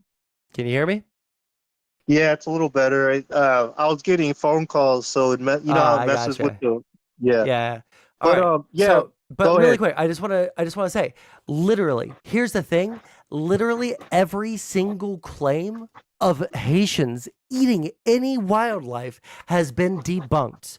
Literally every single video has been from something completely different or has an explanation that doesn't involve Haitians eating the wildlife. Literally, but also at the same time, no. I let you talk for a very long time, and now I'm going to respond. Okay. Yeah, go ahead. Okay. Every single fucking thing that people have brought up to show that Haitians are eating the wildlife is false, to the point where not just the sheriff of Springfield, not the mayor of Springfield, because both of them said, please stop saying this. It's not true. There's no evidence for this. The governor of Ohio begged Trump, please, what the fuck are you doing? These people are helping our economy. These people are good citizens. They are not breaking the law. They are not eating our pets. They are not eating our geese. They are not eating our squirrels. They're not eating anything. And Donald Trump continued to lie to you to the point where you just went on a 4-minute rant uninterrupted on my stream, convinced that it actually did happen because there is a possible logical through line that could explain the fact that they did. Despite all evidence to the contrary, you still believe that Haitians could be eating people's fucking pets and gooses and fucking squirrels. So you believe 100% of the population, there's no percentage of the population that's taking advantage of the pets and animals in the vicinity that they could eat from. Give me some fucking evidence, and then I'll fucking believe it. That's my. Well, that's my logical. Some of it's just common sense. No, like they do it. Common sense. Common sense is the lazy man's argument. As someone who's been debating for 4 years. Okay, right? but see, it's the lazy man's argument. I'm listening to you, but like I want to say something. Yeah. Can I say this? Like, because I'm listening to you, but you're bringing up, big topics. The only thing I'm asking for is evidence. No, that's fine. But what I'm trying to say is, and I'm trying to figure out how to word it properly without using the words that we talked about and all that. But a lot of times, common sense gets thrown into conspiracy theories, or it gets thrown into I need evidence, or it gets thrown into, for example, a debate where they never see eye to eye. And then a lot of times that topic that you were told you're crazy for, or it doesn't make no sense, or that would never happen, is literally comes out later, and the people that said, "Oh, come on, you gotta look at it logical, you gotta have a little bit of common sense," the other party finally sees it, and they never address the parties that said this has been happening for a minute. They finally say, "Oh, okay, now I see it." Some people want straight up evidence. Some people don't accept that sometimes evidence has changed. Some people don't want to accept that some things can happen, and what's the word? If someone gave me evidence, and then later on someone gave me evidence that countered the original evidence I was given, I would just change my opinion to the more accurate evidence. Okay, so like, let me ask you this, and I want an honest opinion. If I would have told you about the P. Diddy stuff years ago, or a year ago, or whatever amount of time before it was actually like going to court and stuff, would you have said I'm a conspiracist, or I need evidence, or that you're not a, what's the word? You're not being a logical what's the word? Like, you're not being logical, you're not looking at it from a normal perspective? Wouldn't you have said all those things and above if I would have told you that beforehand? And that's also something that was covered up. Like, really quick, I haven't kept up with the P. Diddy stuff because I don't care about like pop culture, like celebrity stuff. Well, I'm just trying to give you a big example. But like, I'm telling you right now, unironically, yes. If you just told me that some random fucking rapper that I barely have heard about, except for the fact that his name is P. Diddy and that's funny sounding, like, is it like a serial fucking rapist who has been like keeping people in sex dungeons and shit? Like, yeah, 100%. I would say, like, can you give me some evidence? Yeah, but for some people, the evidence would be behind some of the logicalness, and some of the logicalness would be that the underground sex trade makes billions of dollars a year. So why wouldn't people names that we know of be a part of all of them? But why wouldn't some names? I don't know. I don't. You get what I'm saying? But that's what I'm trying to relate back to what we were saying. Is when you wait, look, hold on, like, really quick. I have a very important question. Do you think that there is a cabal in the government that is sex trafficking children and drinking their blood? Like, man, I'm not gonna sit here and say I believe everything. Like, I'm not one of those guys. Like, I'm not gonna say everything, but I will say this: secret societies have been around since the beginning of time, and if anybody disagrees with me, that's something that I will heavily stand firm on. And I do not think it changed over the course of these years at all. And do I think the government has 100%, well, I guess I would say influence or part in these type of behaviors? I'm not going to say all of government is, but will I say some of the government is corrupt? I would definitely have to say yes. Maybe it's not corrupt in the sense of drinking blood and stuff. Like some of it's very, like, I know people do it, but it's far-fetched to assume it would be done in a, especially in an area like the United States, without being ratted out eventually. But will I say that they participate in a lot of very illegal, very suspect, very disturbing things? I would say, shoot, this is a rough guess, but I would have to say at least like, do you believe 5% in dinosaurs? Or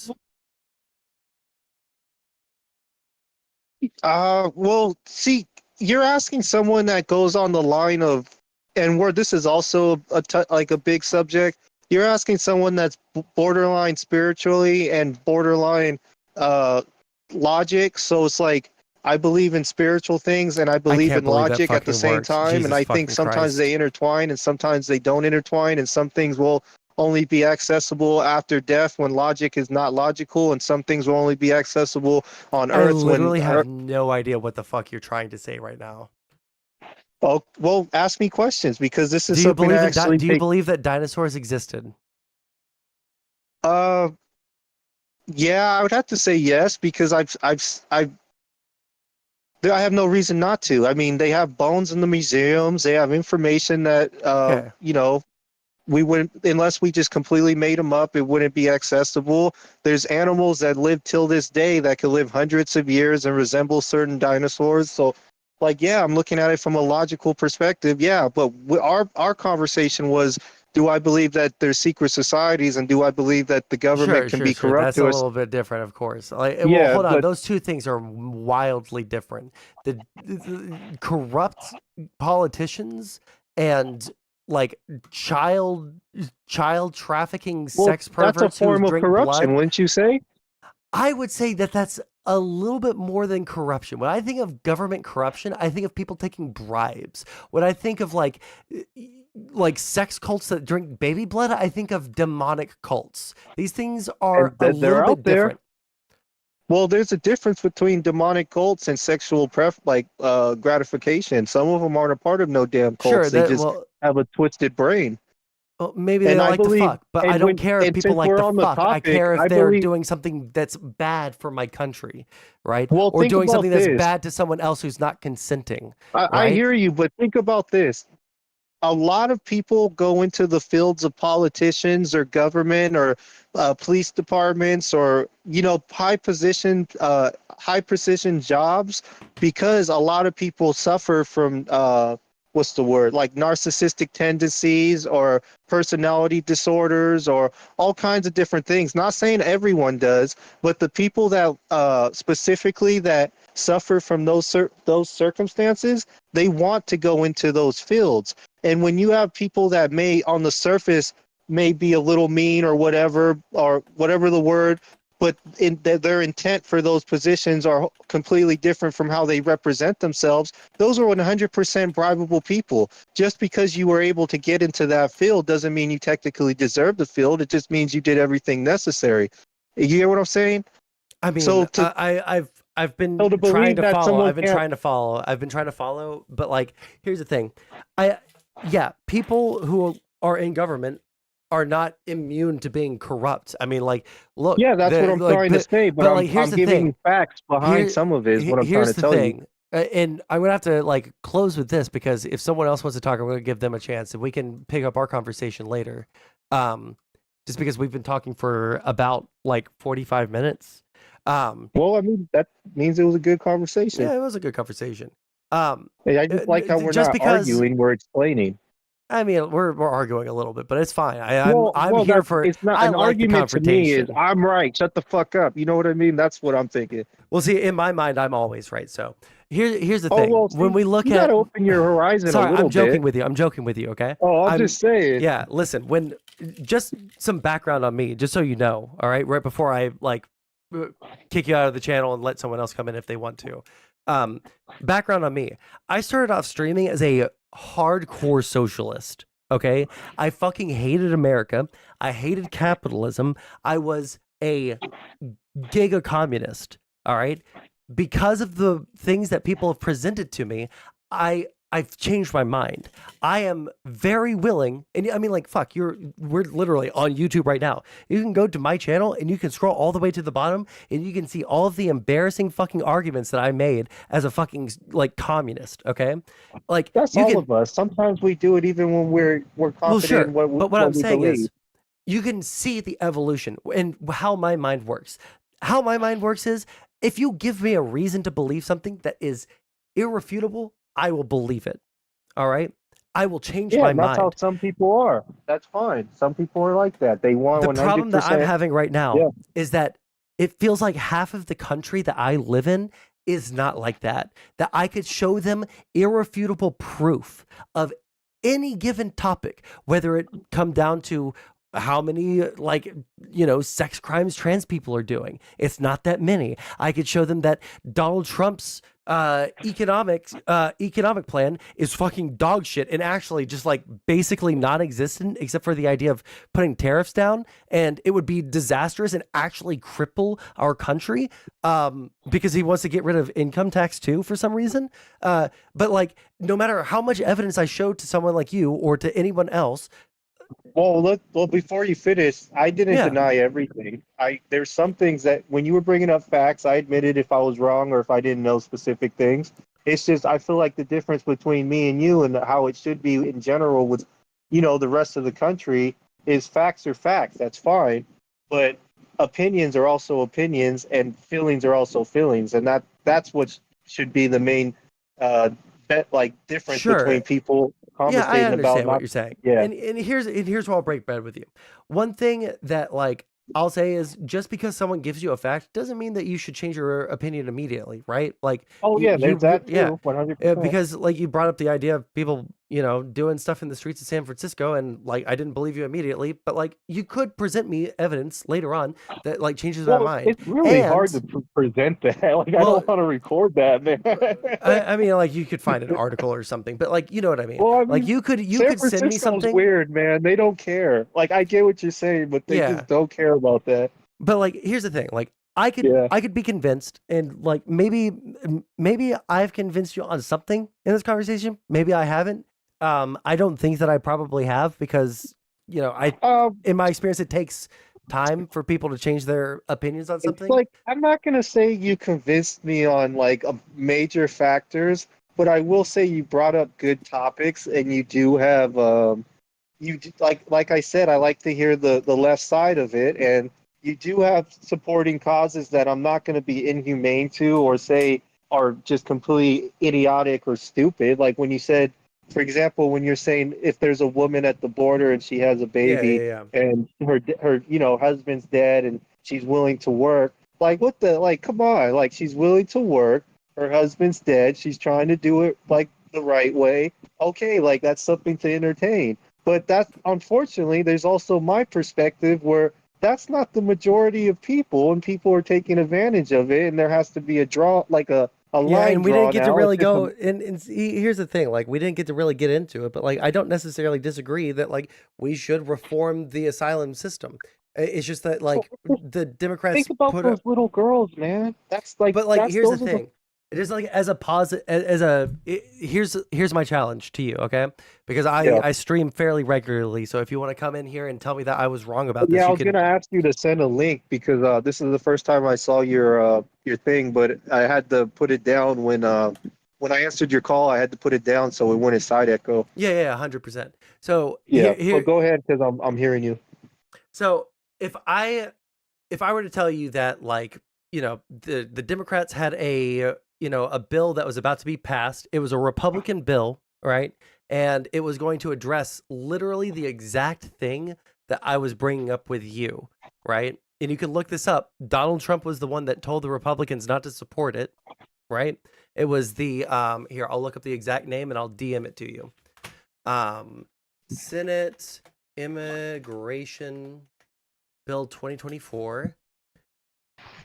I'll send this to you. Actually, that might be, let me see if I can give you a, here. So there's zero, you don't like anything about Trump? Like there's nothing? Like, I think he's really fucking funny sometimes. No, but like on a serious note, you don't think there's nothing you agree with? When it comes to his politics, absolutely not. I don't think that he has politics. I think that what he has is giving something to someone who is directly in front of him that will make them happy. And I think that he really likes being in power and having the, like the aesthetic of, being in charge. But I think he's a really like genuinely dog shit fucking leader. I think that he's the worst leader that we've ever had. In like, I'm not even getting into like the morality of like him cheating on his wives or anything, because other people can make those arguments. What really, really fucks me up as someone who has become incredibly patriotic, who like is like actually blown away with how cool our country is compared to all these, cucky, loser European nations that don't have freedom of speech, or like these nations that are ruled by Sharia law or some shit. Like our country is really, really fucking cool. But then I see like ample evidence of Donald Trump trying to subvert the 2020 election with the electors scheme. And it's like the most out in the open. Like they didn't pretend like they were trying to hide it. It was out in the open. They told everyone what they were trying to do. And now he's trying to seek criminal immunity because he knows that it was illegal. And he was trying to steal the election. And that's just so unconscionable. And we can have disagreements. We can have policy disagreements, and we can have disagreements about what our foreign policy should be. But the problem is the Republicans don't have disagreements. They have a hard and fast, just total allegiance to a guy who has no opinions other than what will get people to like me the most and what will piss off the libs the most. That's how I see Donald Trump. Oh wait, hold on. I was absolutely super wrong. There's one thing that Donald Trump that did that was good, and Republicans hate him for it. You know what it is? What? He made the vaccine for COVID. That was Oh, unironic. That was unironically was one it. of the. From my knowledge, that was developed in Russia first. No, the United States made 3 vaccines. We were the ones that did it. That is American exceptionalism. We were badass enough to take a new technology, put it through 3 rounds of testing, and then get it to market in less than a full year. And it was safe. People didn't die. And Oh, no. Hold on. No. Here's the thing. You're wrong on that. And I'm sorry I keep on bringing up new things because I've been drinking and I'm just, but other people might want to talk. So I'm going to have to let you go. But if you want to talk again, please do. You're in the Discord. You can ping me anytime, all right? I'd like to end it since you got to say what you said about have the final word. What you said about Trump. I'd like to say how I feel about Harris and represent not everybody, but some of the people that feel the same way about how we feel about Harris. Remember, no bad words, right? No slur I'm not words. going to use bad words. That's fine. Just in case. And I'd like to finish it without getting cut off. I'll try not to make it too long. I'll mute myself. Okay. Okay. So, how we feel about Harris is A, she's not putting the American people first. Second, she's trying to take the Second Amendment during one of the most important times in history where we're getting tons of undocumented people that are doing heinous crimes. Third, she counteracts what she says, so we don't know what to rely on when it comes to her. And fourth, she's what's the word? Because I'm trying to do it without using bad words. But you can say regular cuss words if you want. If you want to call her a bitch. But her main focus. This is one of the big things too. I feel like her main focus on immigration and the LGBT community is so she could her party and so herself can stay in office for a longer period of time, because the same thing Trump did back in 2016 before he left office is he sent out stimulus checks. What I believe the Democratic Party is doing to keep people liking the Democratic Party is focusing highly on immigrants that are going to become U.S. Residents eventually, and focusing on the LGBTQ community, which is growing and a part of the U.S. community. So in the future, that all these people that became United States citizens are going to remember what the quote-unquote Democratic Party did and what Kamala Harris did, and they're going to want. These are all potential voters in the future. So I'm not going to go on a huge tangent, but those are some of the biggest things on why I believe Harris isn't the best candidate and why she doesn't put the American people first. She's putting other people first because she's focused on keeping her Democratic Party and herself in office as long as possible, because there's a fine line between trying to win and trying to put the American people first. And I'm not I used to not be a Trump supporter, and I'll admit that, and I'm not going to say he's the best, and I'll admit that. But when it comes between the two, I feel like Trump is putting the American people first and wants us to have the right to protect ourselves and know who's coming in, and wants to work on specific things and allow the new generation and the generation now to be able to live the American dream, have a house, a car, and a family. And I feel like the Democratic Party is more focused on the long run, staying in office and focusing on other people more than us, like the American people. And if I had to sum it up in just one sentence, I want the American people first. I don't want other people first, and I don't want the political party to intertwine with what should be done and how we should be treated, is what I'm trying to say. And that's why I lean towards Trump. And that comes down to opinion on Trump, but when it comes to the people that agree with me, it's the main thing is we just want to be first. That's all. I gotcha. All right. Yeah. I'll let you go because I have a response to that. And if you want to jump in chat to hear my response, you're totally welcome to. But I'm going to go ahead and drop you from the call. All right. It was nice talking to you, man. If there's anything that you want to talk about in the future or something in the news, just let me know. All right. Yeah, sounds good. But can you send me that link so I don't lose the channel? Yeah, 100%. Well, you shouldn't like we're not gonna kick you, so it'll just be in your Discord, okay? And you can sub to me on YouTube, and that'll show you when I'm live. Wait, so I just go on Discord and then I click it?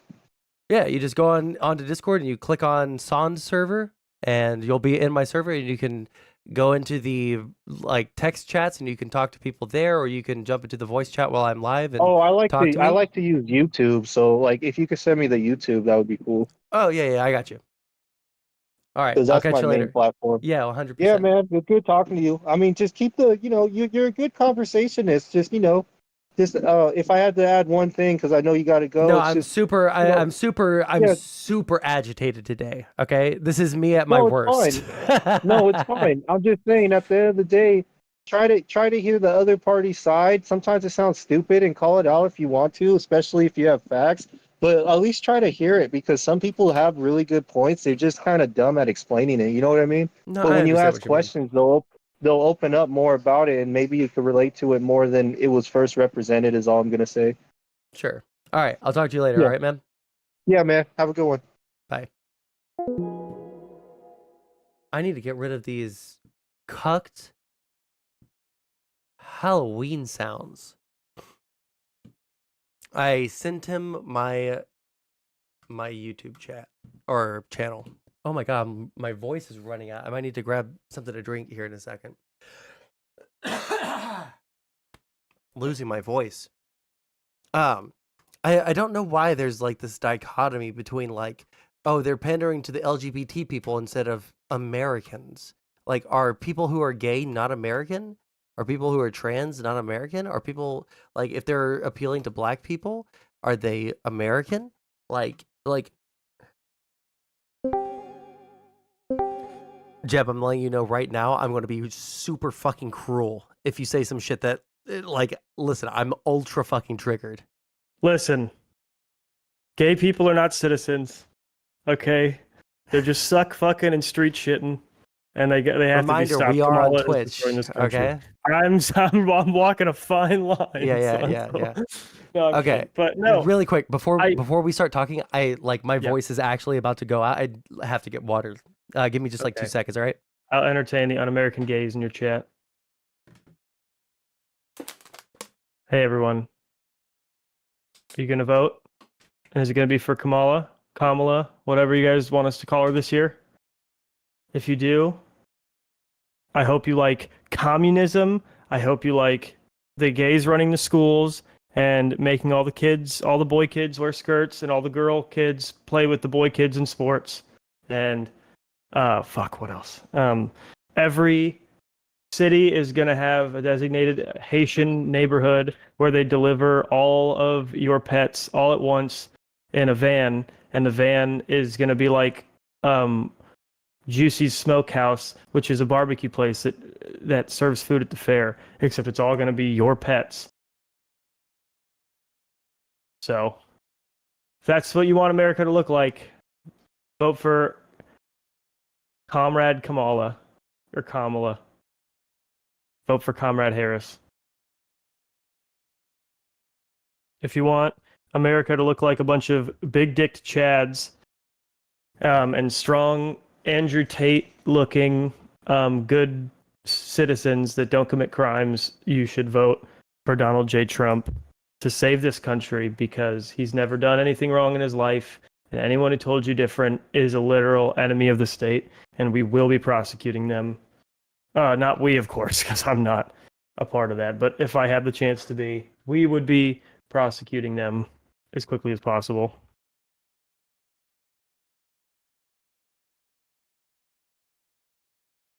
Oh, and we're going to deport all the Canadians.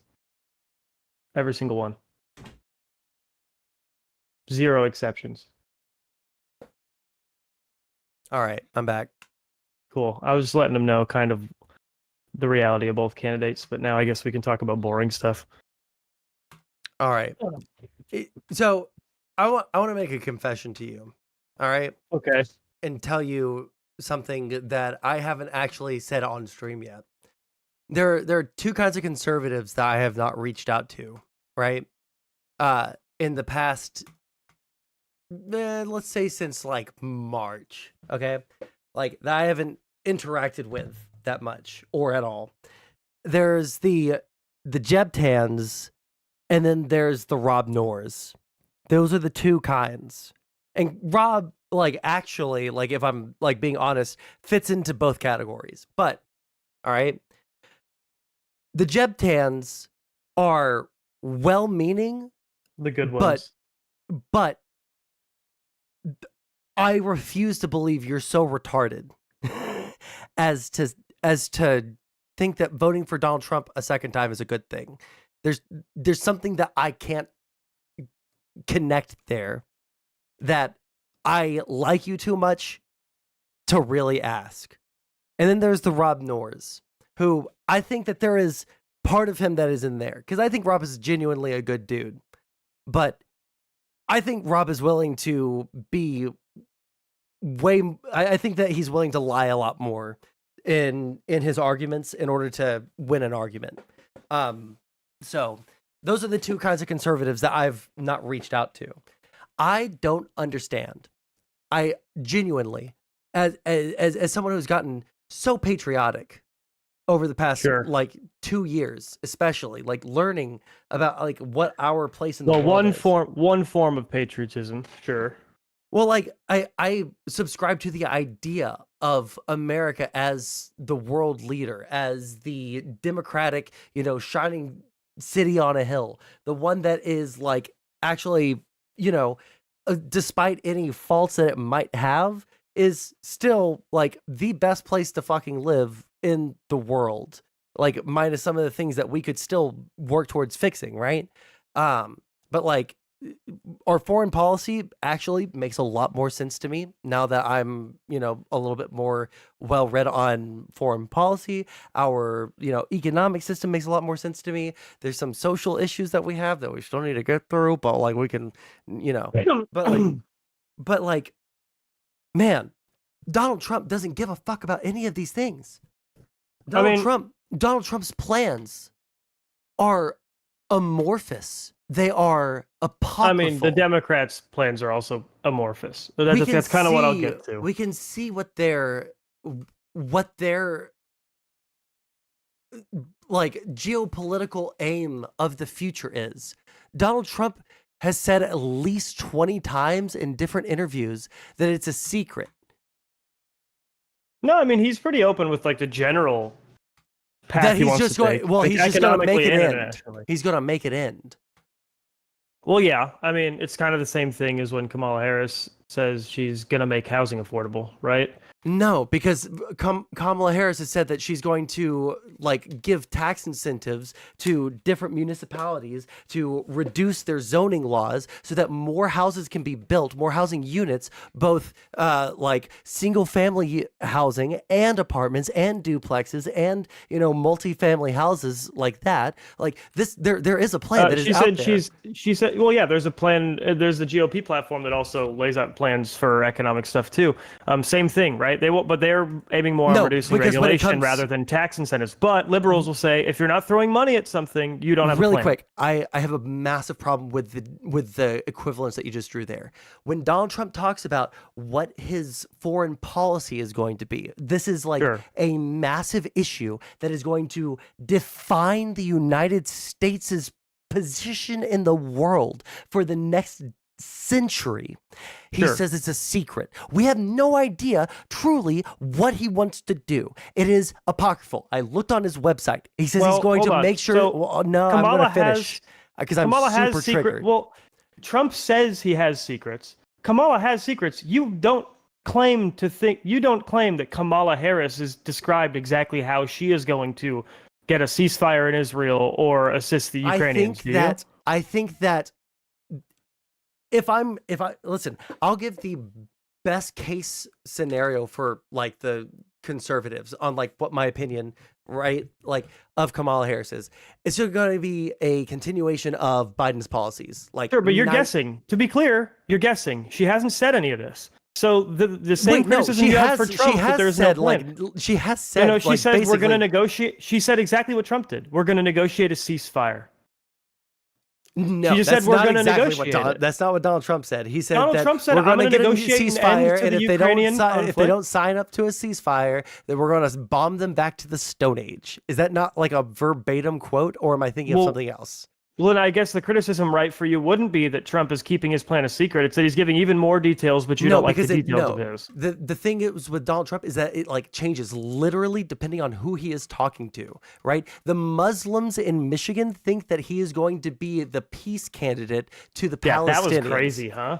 Yeah, that was crazy. He is a shyster that you have fallen for, just like the Michigan Muslims have. I'm not. Hold on, stop. I'm not voting for Trump. I'm just understanding of swing state voters who vote for Trump, but Kamala is also a shyster that you are buying into. Everybody says, hold on. right? I accidentally just ripped off my headphones. No, I accidentally just ripped off my headphones. I didn't hear what you said.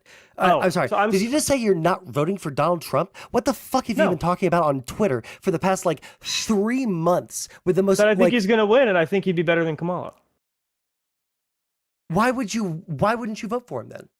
Well, because I have the luxury of voting on principle because I live in California. No. But I understand swing state voters. Why would Donald Trump be better than Kamala, but you still won't vote for him? I need to know what the principal aspect is. That's what I just said. Is right. I get to vote on character because all my vote represents. Right. I'm pretty utilitarian in my vote. I'm asking, what was it that drove you over the edge? That you don't obviously you don't care, because I know about January 6th mostly.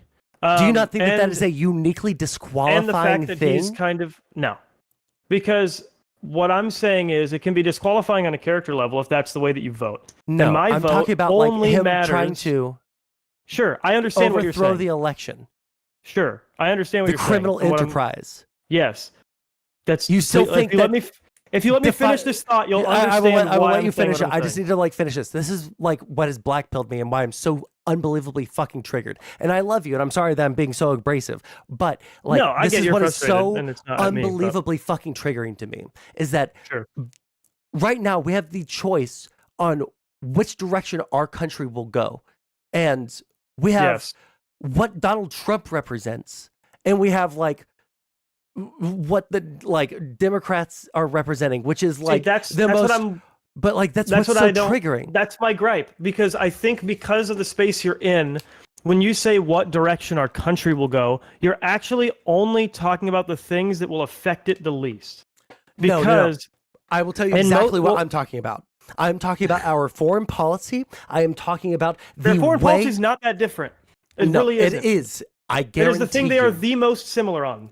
I doubt it. Right, but the second thing is, other than maybe the border, because I think Trump's take on the border is only 2 steps different. But how our electoral system operates, are we going to degenerate into a bunch of fucking frothing at the mouth fucking retards who can't decide on what reality is because the guy in charge told us that people are eating cats and dogs, despite there being literally not a shred of fucking evidence to the Sansal, again, you're talking about the things that they're most similar in, because Kamala Harris also says that black people are not allowed in universities because they're black, that women get paid less because they're women, and that Donald Trump called Nazis good people, and all this other stuff that has been proven false. But because it's less severe, is such an unbelievably fucking retarded response. You're not letting me get to the point of any of it, though, because you're cutting it up. Yeah. So the point for that is the Democrats traffic in lies that are less severe but more pervasive. Republicans traffic in lies that are more severe but less pervasive. So for Republicans, Donald Trump says wild shit that he can get 20% of the GOP at best to believe truly, and says really hardcore wild shit. Kamala Harris, 80% of the Republican Party thinks that the last election was stolen. Not 20% at best. No, 80% of people polled think that the last election wasn't fully legitimate. Not that it was perfect. Not that it was stolen by the Democrats. But that poll question included they didn't like how the votes were counted because of all the mail-in ballots. That included they didn't like that mail-in voting was massively expanded right before. The only reason they don't believe those things is because Donald Trump lied to them. They don't trust anything to do with our system. Also, because Oregon is 47th in the country in election integrity, and they're one of the few states that does only mail-in voting. Mail-in voting is one of the less trustworthy forms of voting. It's still and a trustworthy one. And yet they weren't able to give a I single agree fucking. with you. But so let me continue the point. I can't keep responding halfway you're right. to You're each right. You're right. point. I'm stopping right now. I'm stopping. Yeah. Continue. So I'm the going to point try and with not talk. Democrats is the Democrats have set narrative on widely believed lies forever. They have set like entire massive structures of lies in order to support their policies. Like student loan forgiveness is going to help the poor was based on this lie that student loans disproportionately affect the poor when really they disproportionately affect the middle class and the rich. It is that subsidizing demand works, giving people money works, right? Biden pushed people out of the poverty line with child tax credits by ignoring the context that, yes, no shit, you are going to temporarily move people out of the poverty line if you literally give them the money to no longer be under the poverty line, because that is how the poverty line is measured. You are then going to immediately have inflation that pushes them back under the poverty line, which is what happened. It's the same thing that they've set up with all the welfare spending. And so one of my issues is the core point here. Republicans voting for Trump largely are simply going like this. They are not looking at January 6th as much because it didn't work and they're confident that it won't. And he can't run again. So what they're looking at is what is most likely to happen if these two people become president. They are saying we have to pick which direction we want to go in terms of what is most likely to happen. Kamala has promised that we are going to see a lot more of the same kind of intervention with massive spending, demand side subsidization, right? They don't know these terms, but they know she's just going to try to throw money at people to fix the problem. She's going to give $25,000 housing credits, which is disastrous. That will be disastrous for home prices. $6,500 child tax credits. That will be disastrous for goods, for newborn goods. And it literally targets inflation to the goods that are most necessary. So anybody that doesn't qualify for those tax credits is going to see massive inflation. And she is going to focus, like literally, and then she'll say, right? She'll lie. She'll say, I have a plan to build 3 million homes. Nowhere in her plan to build homes is there a 3 million home mandate. Nowhere is there a structure that dictates like a certain number of homes per month or year per locality.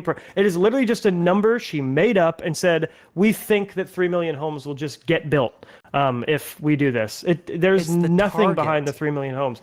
But if she didn't say it's the target. She says, I have a plan to build 3 million homes. She doesn't have a plan to build 3 million homes. She has loose fucking I think I can get 3 million homes built because that sounds good on the campaign trail. If I throw some tax incentives while ignoring everything else. Is that just too unbelievable? What do you mean? Like, I don't know why she didn't pick 10 million over 3 million. The fact is there is nothing in that plan that gets 3 million homes built. There is just nothing. I think that there's I can see, I don't know if you know this, but there's like a 80-page PDF of more in-depth. Okay, cool. I've read her economic plan, and it has no way of doing that.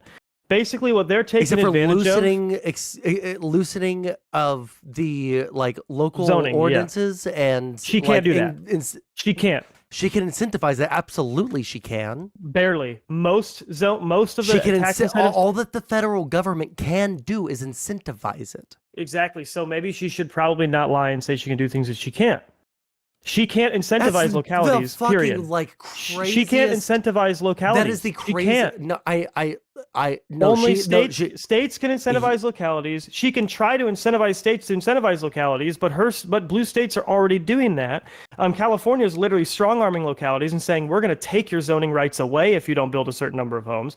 What she is taking advantage of is building is not any longer the problem. Houses are actually being built at a way faster rate than before. The issue right now is while these homes get built, we need interest rates to go down. The number one way to get right now, the number one way to get interest rates to not go down any further or to go back up is to spend on massive child tax credits, massive housing credits. She will force the Federal Reserve to raise interest rates because there are two ways to affect the money supply in the United States. Okay, I'm going to respond now. Okay, first off, the idea that Donald Trump isn't going to run massive deficits, what his deficits were while he was in office, right? He literally cut taxes and increased spending. What does that lead to, Jeb Tam? Sure. It leads to massive, unbelievable fucking deficits. And yet, for some reason, that's going to be better under the Democrats? No.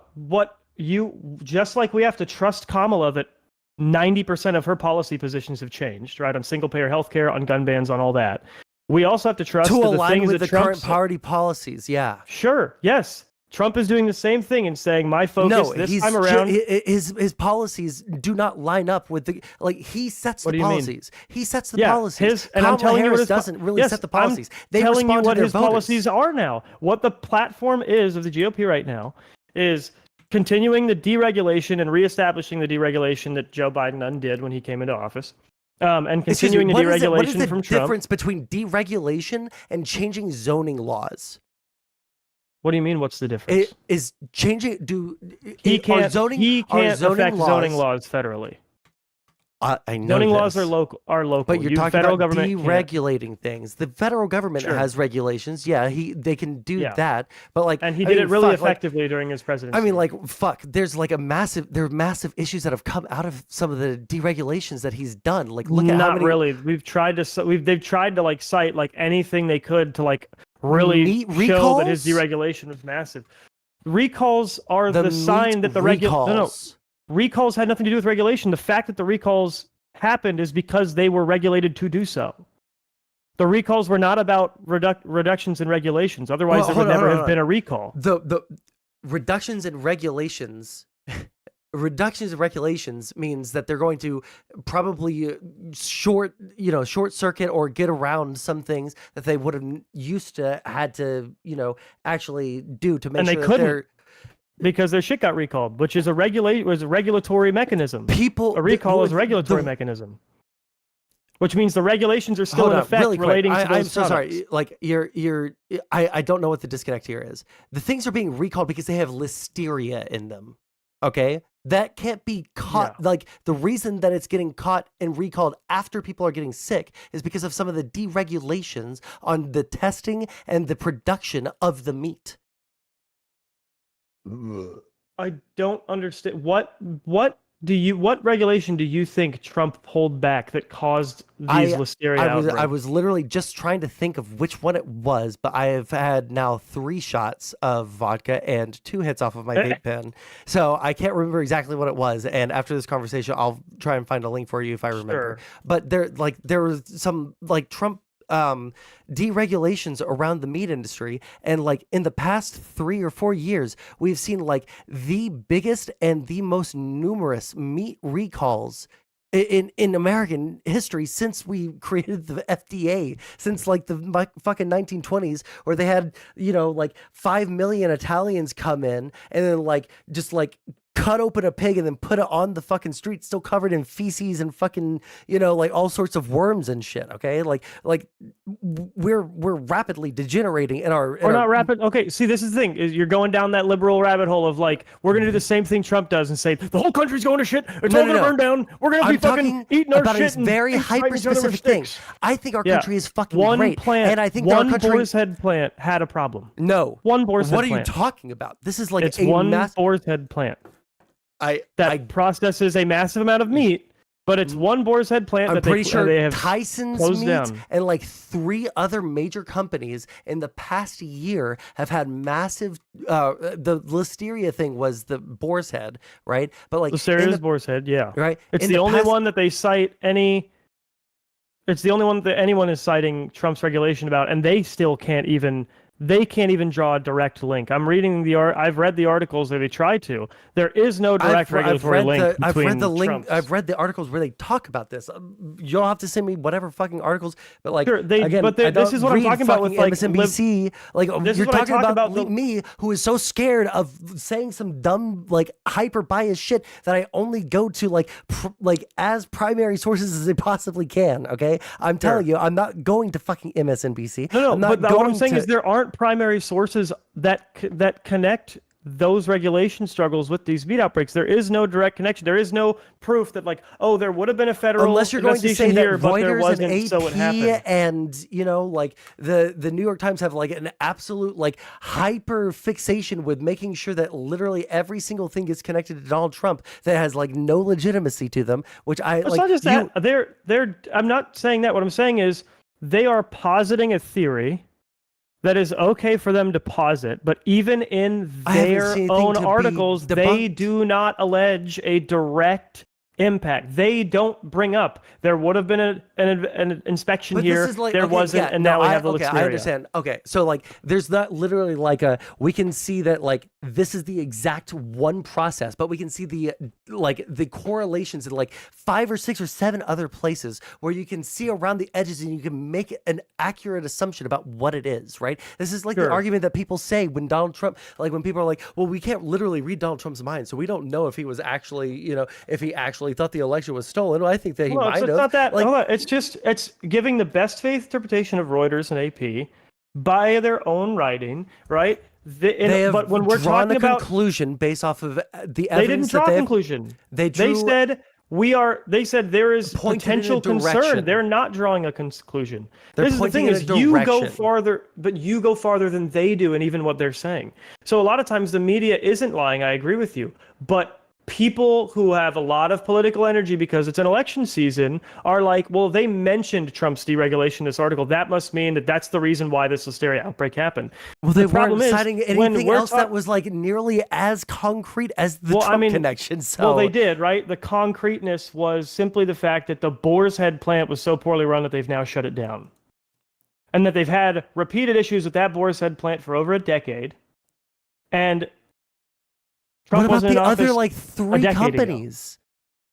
Dude, do you think there haven't been like yearly outbreaks of disease in meatpacking plants?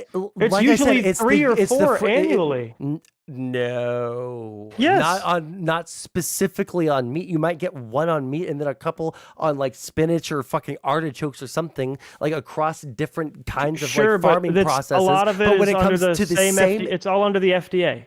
No, it's all under the same you're agencies. not going to. Okay, that doesn't fucking matter because we're talking about specific processes. It does matter because why can't I attack Obama because of all of the romaine lettuce that was bad under Obama? Because these are problems that happen over a period of time. You could if there was like a regulation or a set of regulations that were rolled back specifically about the processing of romaine lettuce, and then Obama did that, and then a bunch of people got sick and died from it, then you could make that argument. And Sure. So, but since Biden was reestablished a lot of the regulations that he felt needed reestablishing that he could, right? Including the one, he had the ability to reestablish any regulations that Trump got rid of, correct?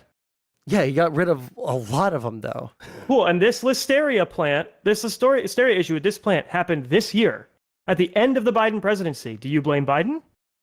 I would he say had the opportunity to change the regulation. I would say that the fact that Biden didn't roll back every single retard fucking thing that Donald Trump decided to deregulate. Yeah, I think that literally undoing every single fucking thing that Donald Trump. No. I think that Donald Trump should have had every single fucking policy that he enacted rolled back and every mention of him wiped from the collective American conscience. This is what I'm talking about. No. This is why you're disconnected with voters, dude. Is because for you, Trump is the problem at the beginning, and anything out springing from Trump is negative solely because of Trump. No. You're so wrong about how I think about this because it's not all down to Trump. Trump is a major issue, though. Trump needs everything he's ever done in government wiped out because he's the figurehead of it. He's the figurehead of it. Oh but there are a million it's like and one regulation we're talking about.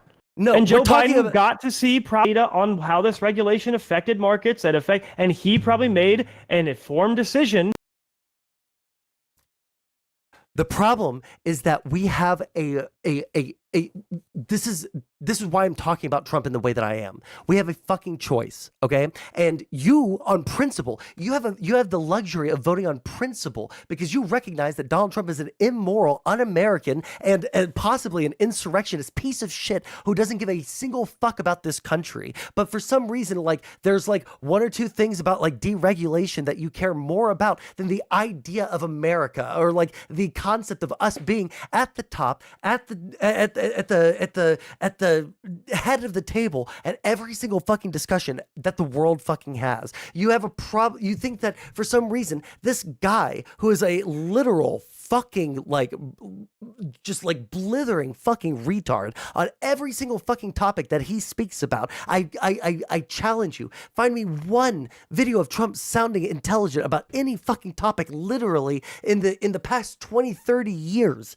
Okay? Like he's a blithering fucking fool. And now what he wants to do once he gets into office so that he can save his ass from getting prosecuted for his criminal fucking activities in 2020, like he's just going to surround himself with people that will like say yes to literally every single, like for all the arguments that people had in 2016. Oh, well, there'll be people that will sit there and they will, they'll control him, he'll put people around him and he'll listen to those people. No, now he won't, because now he's only putting people around him that will say yes to whatever he says. What fucking world are you living in where you think that is a good thing? Also, I wrote down things that you were bringing up. Wait, I'm so sorry. Are you talking right now? Oh shit, I'm like ranting at you. I can't hear a fucking word you're saying. How long have you been talking for? Wait, why can't I hear you? Chat, can you hear him?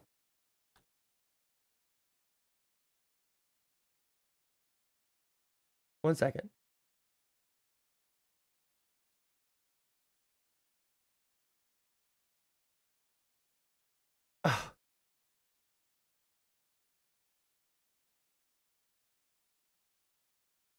I think, one second.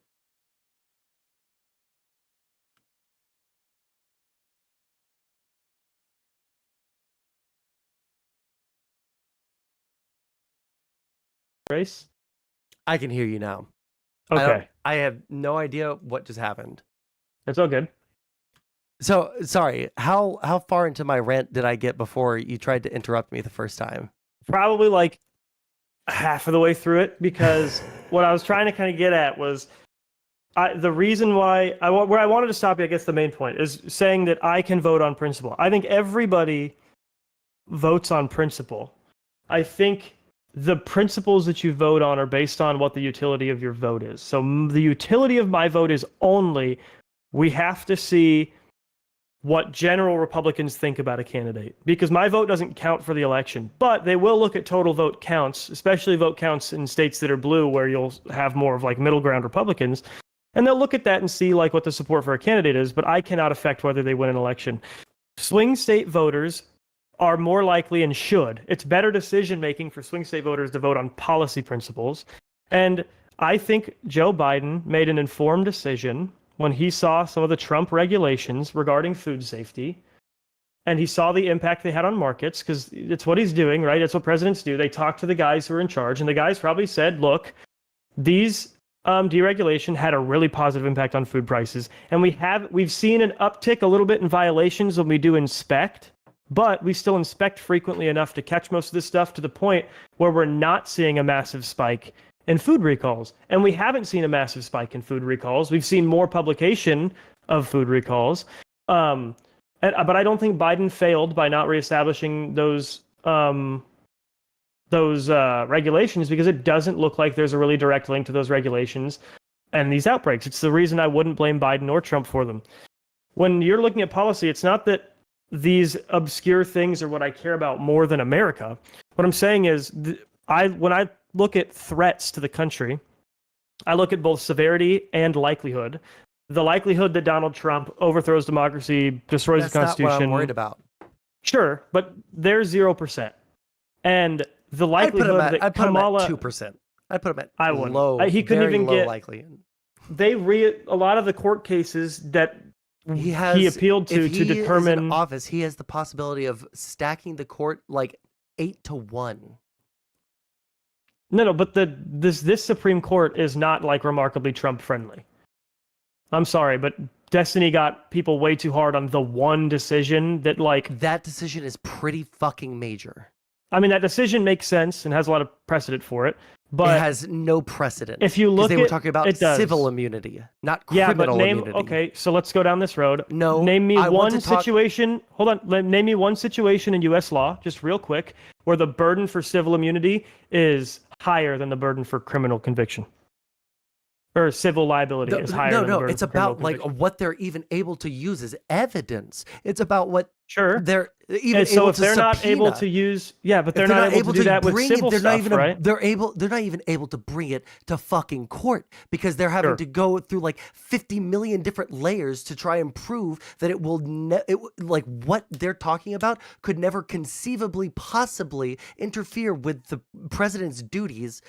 Like that is Well, some of it could, but right, if he has, do you agree that if someone has civil immunity for something, do you think it's a good ruling or a bad ruling? and what were you asking? Do I think it's good that the U.S. has do I think the U.S. has a tradition of presidential immunity, or do I think it's good that they have Do you think that tradition? Which are you asking me? I'm asking, do you think that it's good that the president of the United States now has presumptive or total criminal immunity, like on the books now? I think it is correct that presidents were meant to be immune in that way. I don't think that it is necessarily. I don't know that I love it. As a political science student, I'm telling you right now, what you're describing right now is a literal king, someone who is above because this is what you guys are misunderstanding. The king has power to do whatever he wants. The president doesn't have power to do whatever he wants. He just can't necessarily get criminally convicted. Okay, so then what is the difference? If you have no repercussions, I can't get criminally convicted for telling Microsoft what to do as a company, but I don't have the power to get Microsoft to do anything as a company. Do you understand? You can do something criminal. You can do something criminal, like assassinate someone with SEAL Team 6, as long as you keep 100% of all of your communications within your own staff, then none of that evidence can ever be brought to court. Yeah, which is how it was. No, it was not how it was. It's how it was a civil liability is different than criminal. Yes, it is. You're right. It is always easier to get somebody for something civilly than criminally, which is what you look at when you're the Supreme Court. You look at U.S. legal tradition, and you look at what seems to be the case through court cases in the past, since this hadn't necessarily been litigated. In fact, there was a case against Obama that got dropped because they assumed he was going to be immune. It seemed as though when you go back, if a president has blanket civil immunity, that he has criminal immunity as well, because do you know why they thought that Obama would be immune? Why he wouldn't be able to be criminally charged? It's because he went through the actual presidential and the executive branch lawyers who sat there and thought, well, if we do this, will Obama be criminally liable?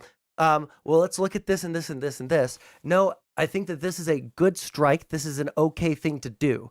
All right. That's why.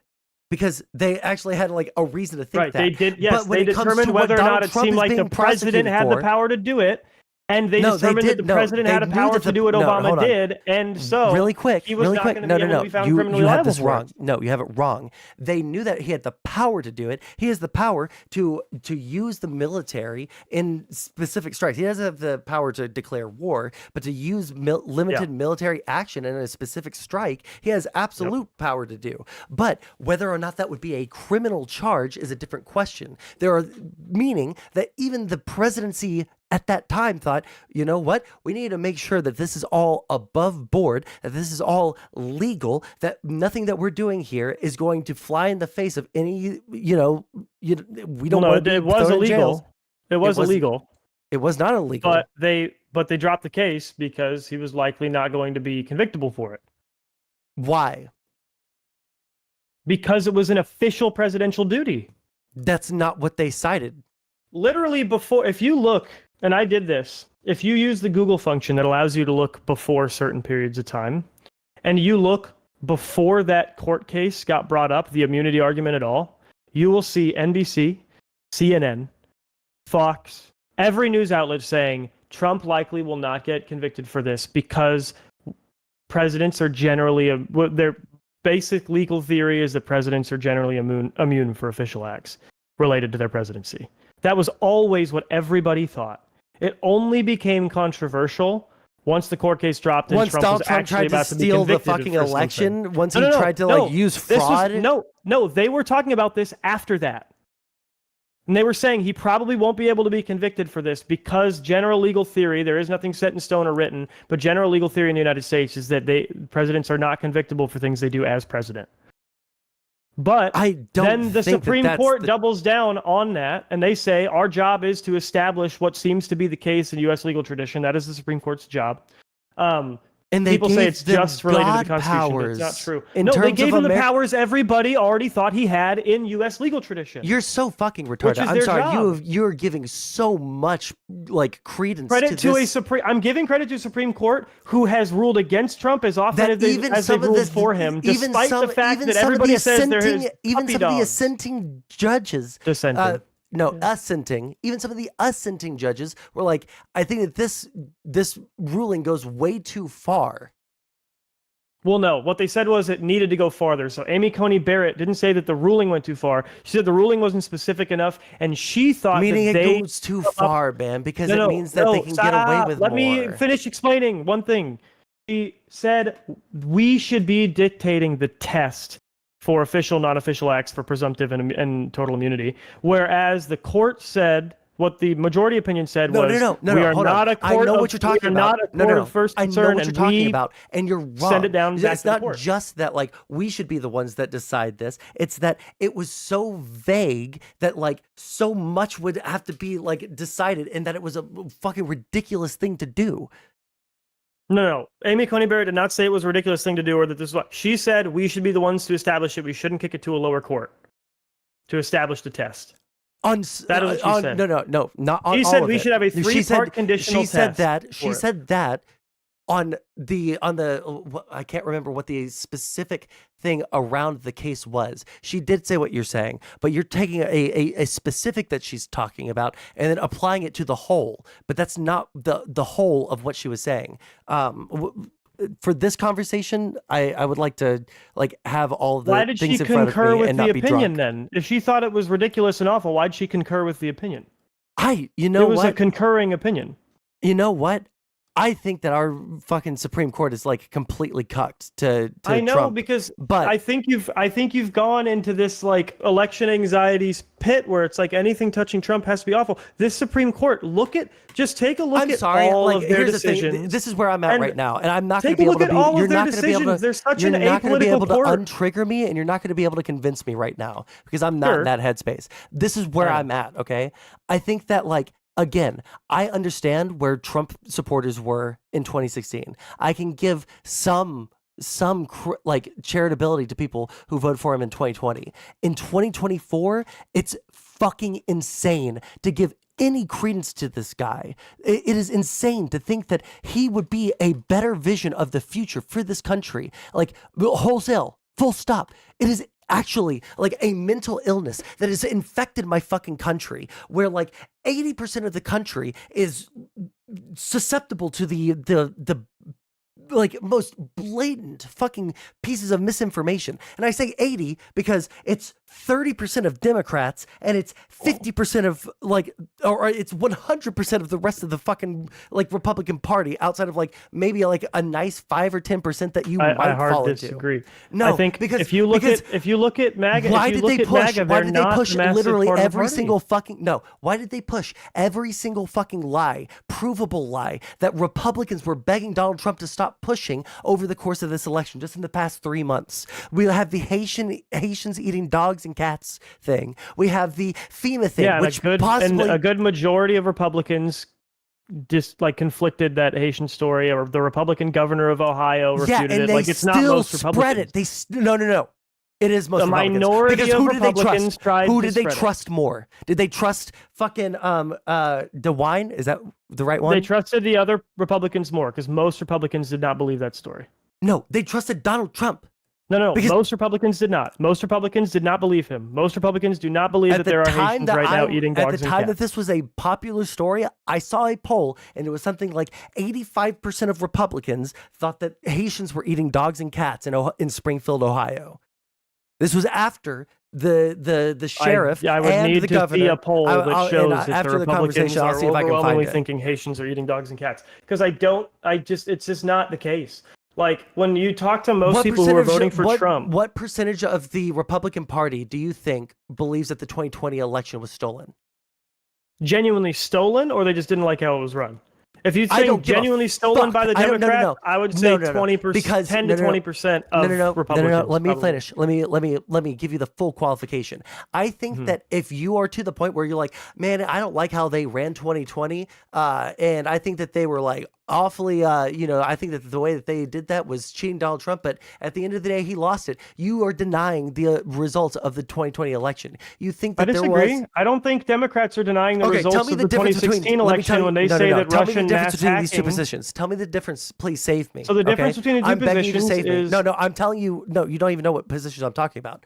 These are the two positions. Oh, I thought you were talking about the ones you just said. No. The positions are Donald Trump was cheated out of the election. The Democrats stole it from him. He should be the president right now.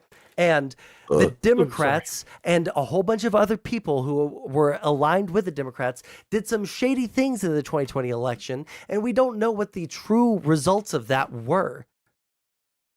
What is the effective difference between those two opinions? Well, there's a massive effective and practical difference. So one would incentivize us to do like what 83% of Americans say we should do: implement voter ID. It might push. But we're also not going to like increase the the infrastructure or like make those things available for free to everybody. So we're just going. IDs are not hard to get. They've done a ton. Like, that's why 83% of Americans now agree we should have voter ID. IDs aren't hard to get. It's a myth. Everybody who's tried to prove that IDs, there are just massive areas of the country where people can't get IDs. I have so much, I have such a fucking virulent fucking problem with this idea, because like every single fucking time, fucking Republicans, especially in the past fucking like 15, this is 83% of Americans. Republicans aren't 83% of America. Because we start off with, well, I just want there to be voter ID because I want there to be free and fair elections that we can verify. But then it always expands, and now we have the what was the the big major Democrats thing that Democrats do that as well, right? Their policy descriptions always expand. But are they fucking as retarded as like having literally zero evidence of there being major voting fraud in the United States? Literally? I don't think you need it. Wait, hold on. Those two things aren't compatible. You don't have to think there's major voting fraud in the United States to want voter ID. I think in order to you change could just the want way it to that be countable quickly. I think that the way that the federal government does its elections, if we're going to sign major legislation which could possibly disenfranchise people, like depending on how far the legislation goes, it would go very far if the Republicans had the House, the Senate, and the presidency. Do you disagree with that they would like massively restrict the way that federal elections could be run?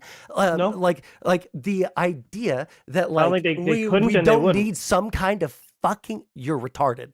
I'm sorry, you're genuine. You need 60 votes. I don't think the Republicans get 60 votes.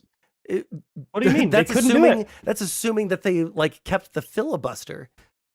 Of course they keep the filibuster. The Republicans were the first ones to say we will not and never will remove the filibuster. Mitch McConnell was the one who stood on 10 toes on that. Oh, you know what? You know what they also said? Well, you know what? In 4 years, if there's another Supreme Court justice that dies, then it will be and there's a Republican in office, then the Democrats should and will be able to have their person choose, because it depends on who wins that election. They went back on that.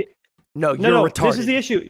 What the argument you're making is Mitch McConnell, right? Was Lindsey Graham. Stop. Yeah, no, I know, but with the filibuster, Mitch McConnell was saying this when he didn't need to remove the filibuster, but once he needs to, right, he's going to do it. Yeah, because that's what Republicans have done every single fucking time there's a major So when thing. he said, I'm not getting rid of the filibuster, everybody in the Republican Party was asking him to remove the filibuster.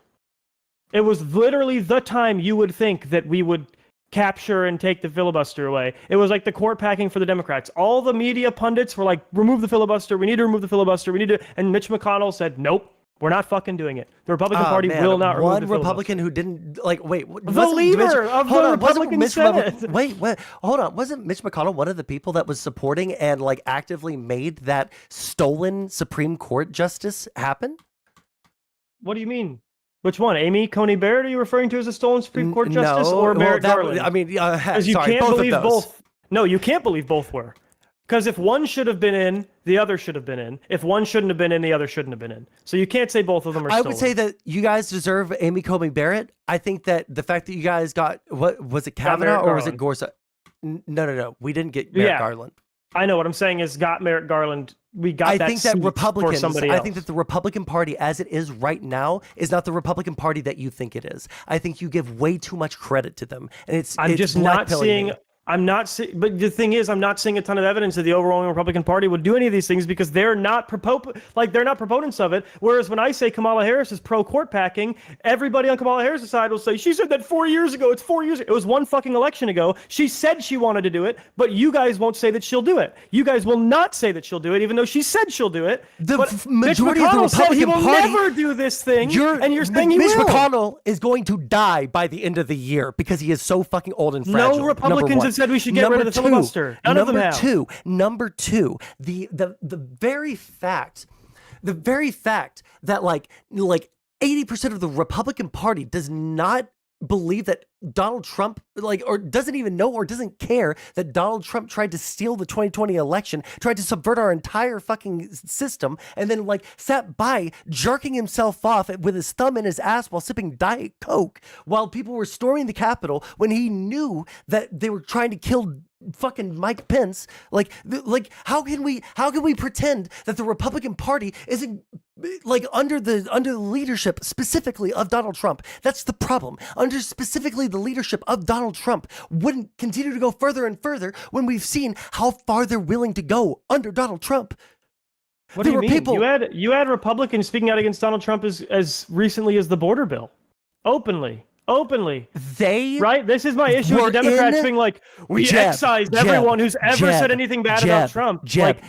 On January 6th, speak out against him when they don't agree with him. They were chased into the basement like rats by the fucking sycophantic fucking people, and then they still went up there. So they will never ever do anything good and will only do things bad, right? Ted Cruz and 5 others went up there and still tried to object to the certification of the election. Do I think that maybe there's a possibility that the core group of the party who are directly cocksucking Donald Trump on a daily basis might do literally anything for Donald Trump whatsoever? Yeah, 100% I do.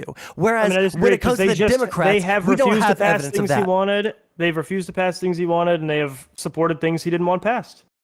So except for when it came to the most major fucking apocalyptic thing for our democracy we've faced since the fucking Civil War.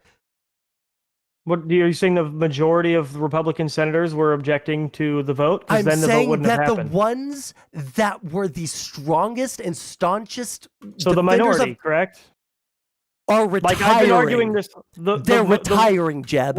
What I've been saying this entire Mitch time McConnell, is it's a minority. Mitch it is McConnell, a minority Mitt Romney, of Republicans that think they the way are retiring.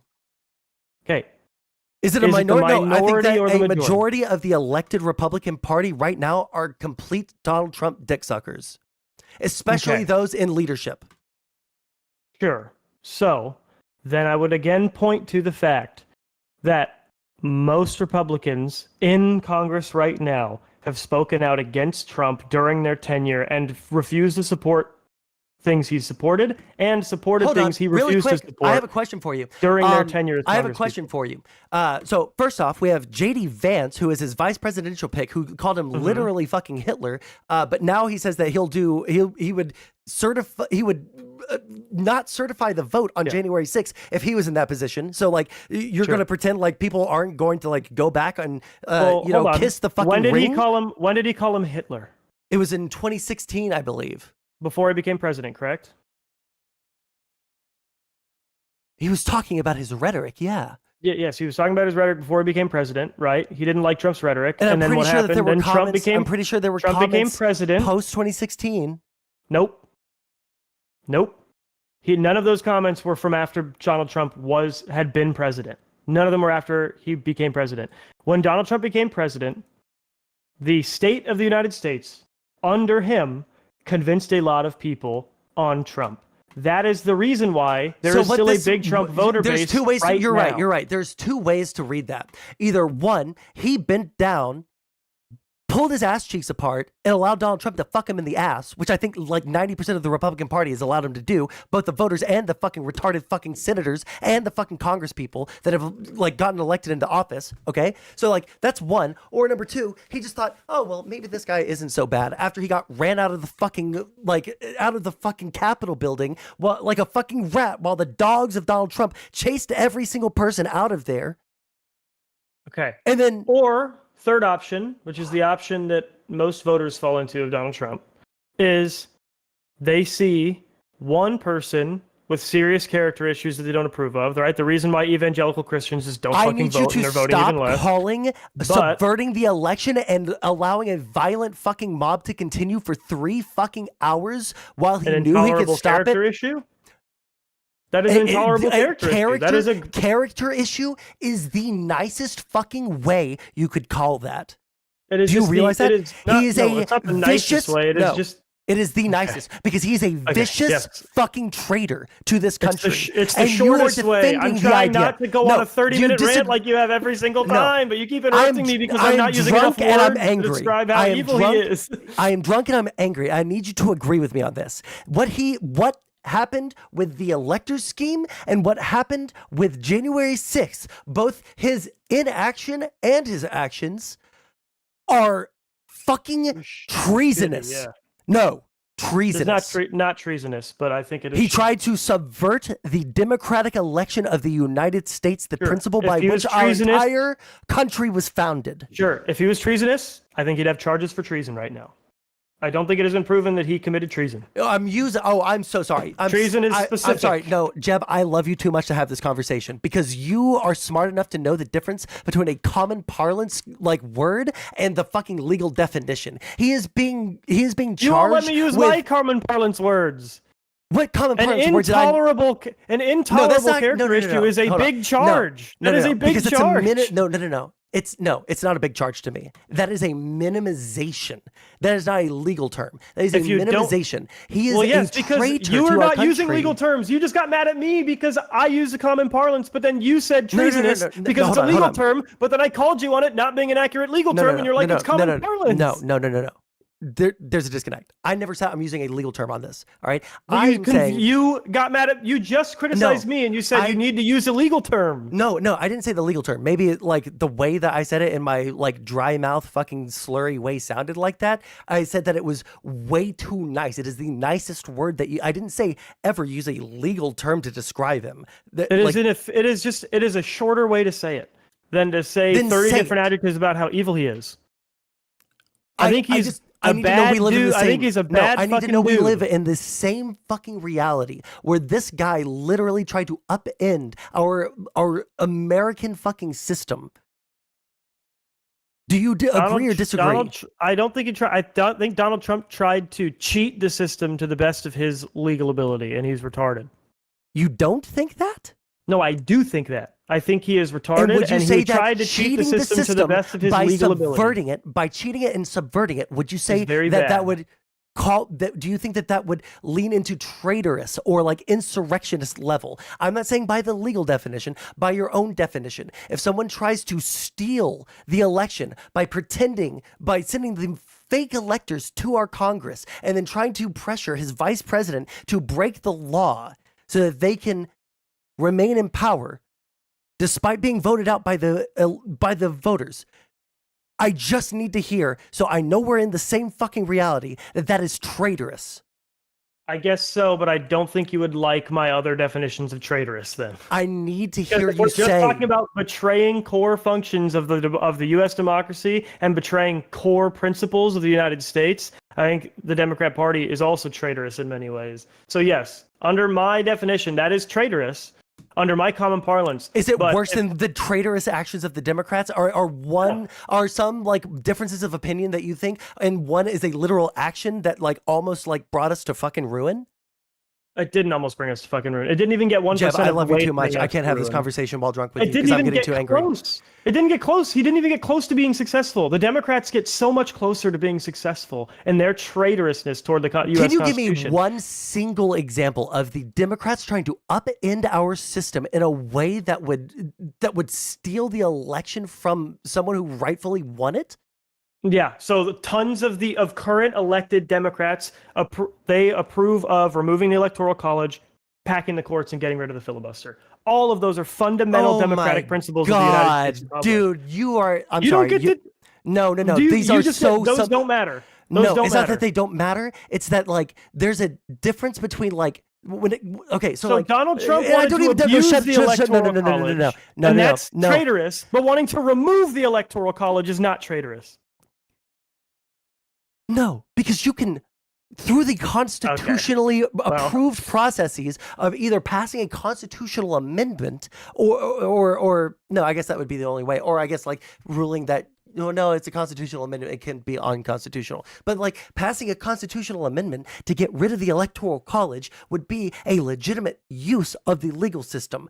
Pretending and faking things and forging documents is not a legal way of going about things. Would I be a traitor to the country? Would I be a traitor to the country? Am I a traitor to democracy if I support women losing the right to vote and black people being slaves again?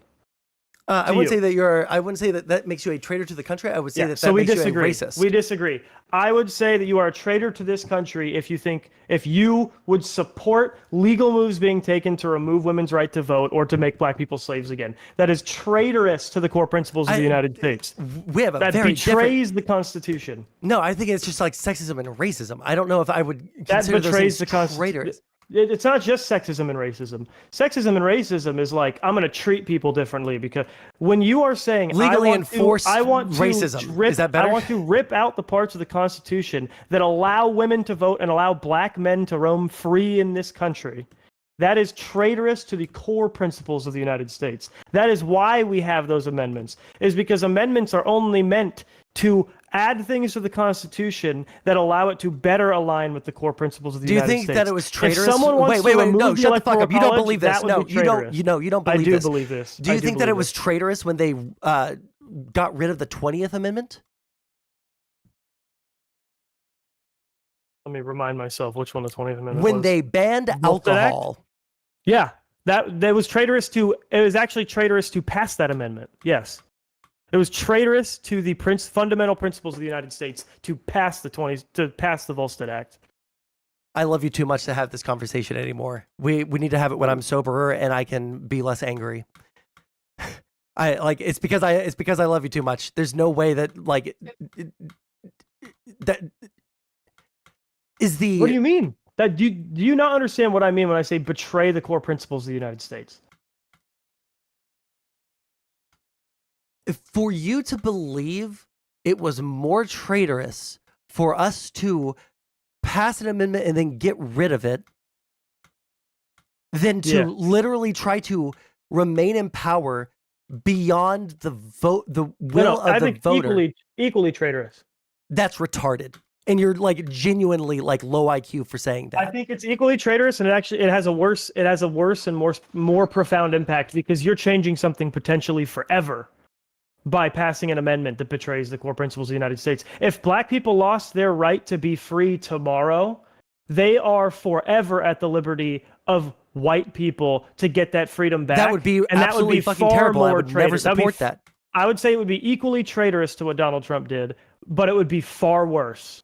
Right? So we agree that passing and removing constitutional amendments can absolutely be worse than what Donald Trump did. Do you think that doing things through honest means is better than doing things through dishonest means?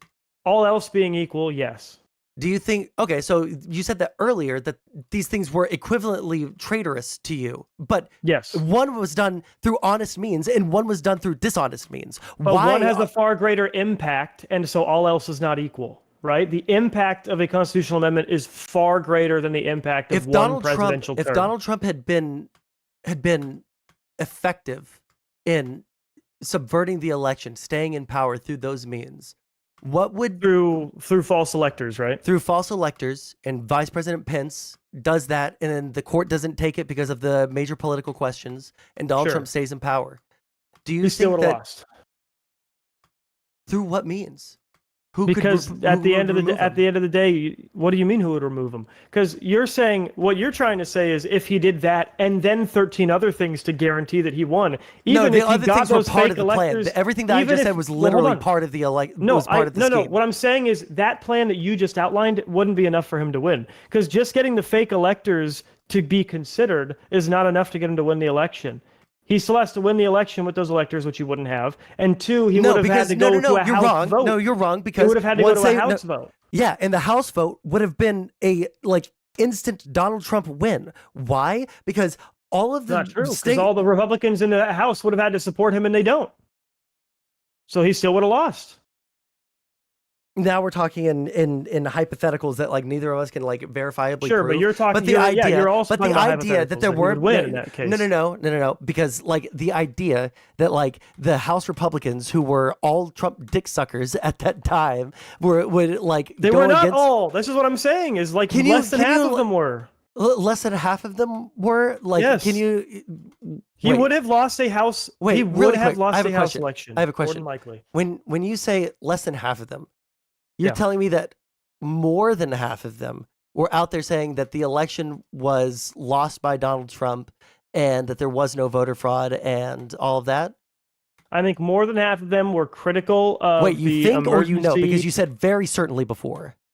What do you mean? It sounded like you had a stat that you were talking about before. You knew that No, what I'm saying is more than half of the Republicans are not Trump dick suckers. You're I don't retarded. know if there's a stat on that. But you can't be a Republican without sucking his dick right now. You realize that, right? That's just not true. Why is Lindsey Graham still in the party? Because he's sitting there sucking Donald Trump's cock. What do you constantly. mean? He literally came out and said it's Trump's fault that the border bill didn't get passed. Donald Trump says that. Donald Trump says that. No. I'm yelling right now. He said Trump had no other reason but the election to do that. Yeah, and Trump said the exact same thing. And he also said 5 or 6 other things about it too. But he said the exact same thing. What the fuck are you talking about? No, Trump said he wanted to pass a better border bill. This border bill wasn't good enough. He wanted to pretend, he wanted to give voters the idea that he was saving it because it was a bad bill, right? He has said that, but he has also said it was because, listen, I'm serious this time. I can't have this conversation with you. It's legitimately, I'm going to start saying slurs in a second, okay? I'm drunk and angry. No, I can't. I'm on Twitch. Get off of Twitch. Just get off of Twitch and do it. No, it's also late, and my mouth is dry, okay? Oh, yeah, you said you're on the East Coast now? Yeah. That's what this is all about, dude. That's what happened to you. Yeah, I know. East Coaster. Get a fancy camera, move to the East Coast. Now all of a sudden you're Destiny, dude. Okay. Hey, listen, that's not what I'm even going for at this point. I just want to. I want to live. I want to live happy, and Destiny is not a happy person. I want to live happy, and I don't think that another 4 years of Donald Trump and allowing the MAGA movement to fucking survive in our country will lead to happiness. For the rest of my life. Most effective way for MAGA to die is for Trump to not be able to fucking run again. That's my favorite thing about another Trump term, is he can't run again. No. Really quick. I just want you to know, if Donald Trump loses this time, he's going to be too old to fucking run again. Well, yeah, and he said he doesn't want to run again if he loses this time. So the best thing, and we wouldn't have to suffer through 4 more years of Donald Trump with retarded fucking foreign policy. I would rather have 4 more years of Donald Trump than fucking Kamala Harris. I think you're a traitor to this country, but I love you still. I'm hanging up. I love you. Okay.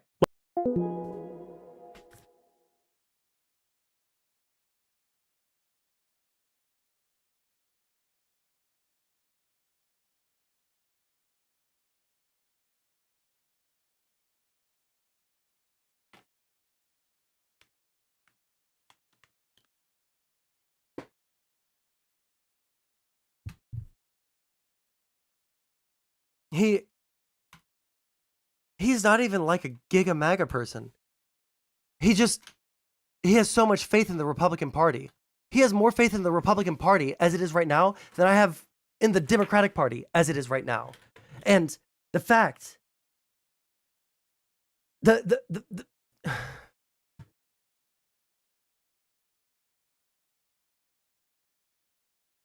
he's too smart to think like this.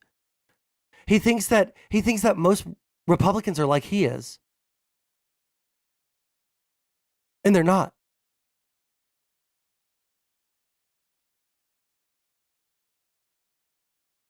Anyways, if you're watching on YouTube, please subscribe to the channel, like the live stream, etc., etc., etc. I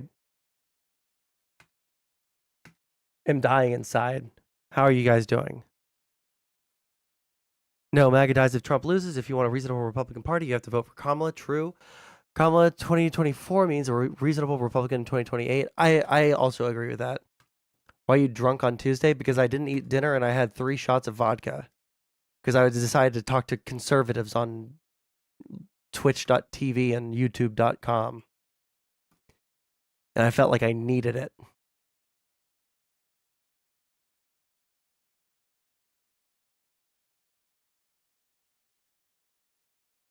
You know, that's a fair point, Tron. I know he's still talking to Jeb Tan there. I like Jeb too much.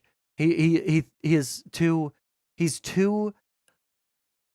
charitable to the modern Republican Party. The modern Republican Party is not the Republican Party that he supports. He thinks it is, but it's not.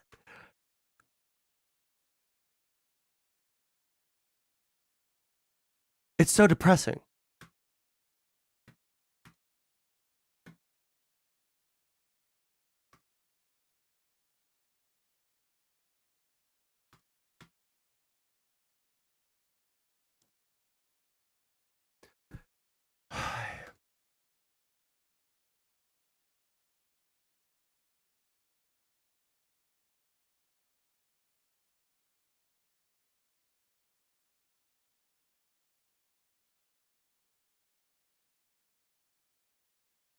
Oh, I just read this book. In the vast and complex imperium, the Inquisition stands as its most formidable entity. He's not a conservative? Yes, he is. This powerful organization, comprised of zealous individuals known as Inquisitors, wields both fear and respect in... Okay, wow, cool. All right, are we doing anything else today?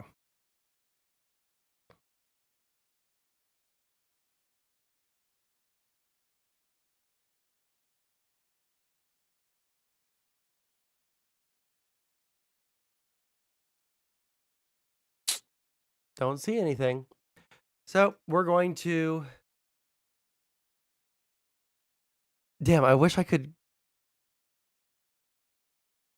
Starting to talk about guns forces my vote. Talon, if you're voting for Donald Trump, you're equally stupid. The Eisenhower books are good. I just finished the first one like 2 days ago. Can you give me, like... Every single time a Republican is running for office, they say the Democrats are going to take your guns. And they never have. They never have. Your guns are fine. Unless you live in California. The federal government is not coming for your guns. Shut the fuck up. Forever. About the guns. I'm pro Second Amendment.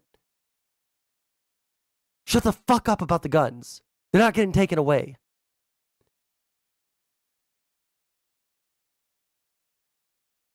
There might be like restrictions on how many days you might have to wait to buy a handgun, or how many days in between you can buy multiple handguns.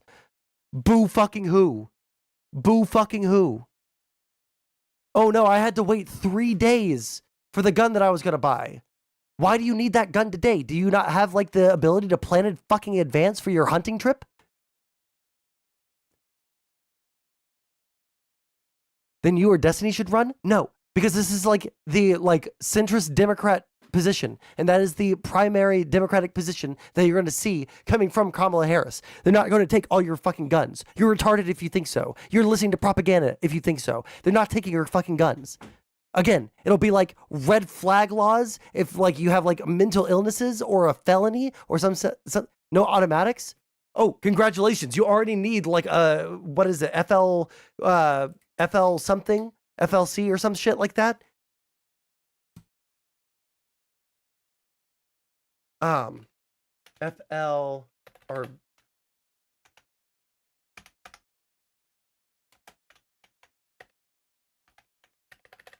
I always spell that wrong.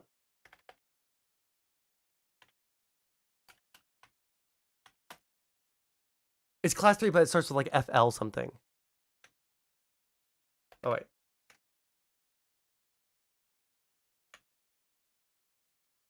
I can't remember what it is. But like, I'm sorry, Talon, do you have a class 3? Do you have a class 3, gun license that would allow you to have automatics and you're scared that they're going to take that away from you?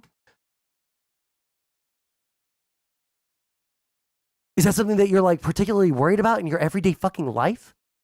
That you would rather vote for someone who is a literal fucking traitor to our country for something that's never going to affect you in one way or another, whether it happens or doesn't happen?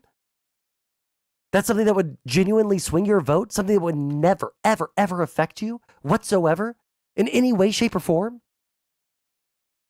But for the very fact that you know that someone somewhere in the United States isn't able to own a fucking fully automatic fucking Browning rifle?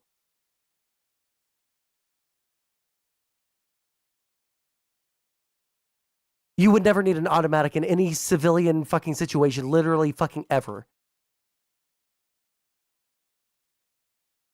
Hogs. If you're unironically like more concerned about the hog thing, so you think that people should have their fucking class 3 like fully automatic rifles so that they can just like mow down all the hogs, where they seem to be doing it just goddamn fucking fine right now, and you would rather vote for you'd rather vote for an actual insurrectionist, an actual traitor to our country? Like you're like genuinely the most like least American fucking person. Where are the people who have principles? Fun is the actual reason, Replay. That's the thing. Like, and most people who get these like class 3, gun licenses, I can't remember what they're called. Most of these people either get them just for fun because they like to go out and fucking shoot on their property because they're giga fucking rich and they can afford that gun license, or they run a business where they let other people come out and shoot them for them.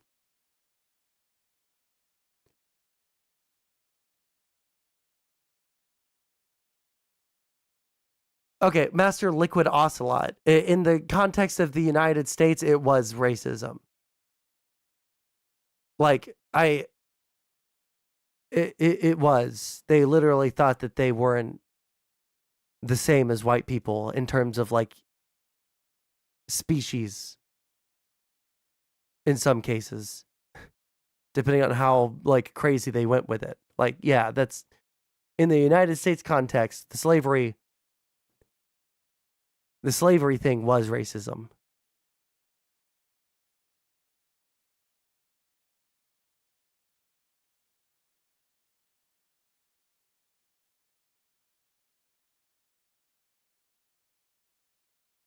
Anyways, this has been fun, but I'm like actually like so black-pilled. I'm so unbelievably black-pilled on the state of my country that I don't think that I want to stream anymore. Plus, my voice is going. So, who's still alive?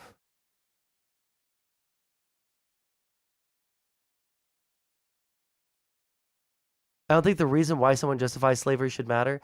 I mean, like, I understand what you're saying, but like, I would say, like, I think that both the Nazis and the Soviets were evil, but like, the reasons why they were evil do matter to me. It does. Like, the Nazis were like, they killed a bunch of people because they were like a special kind of evil.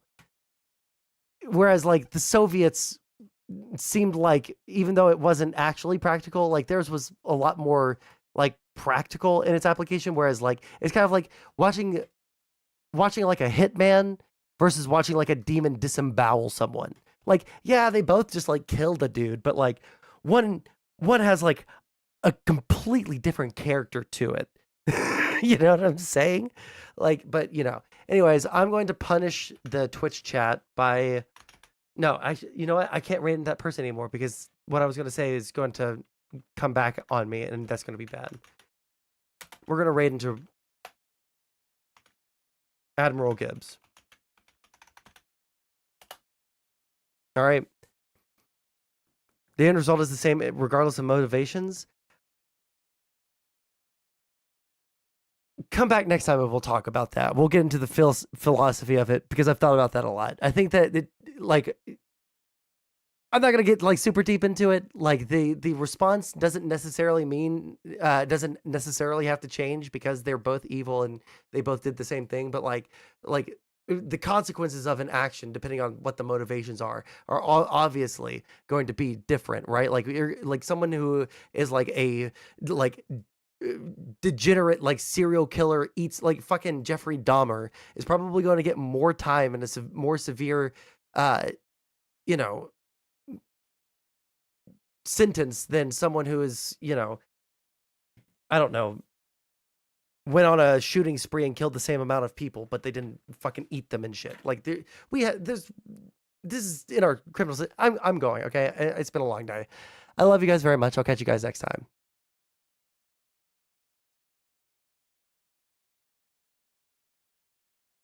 Oh man, actually, you know what? I don't know how to stop because I have so many windows of OBS open that I don't know how to end my stream. There we go. Bye bye, guys.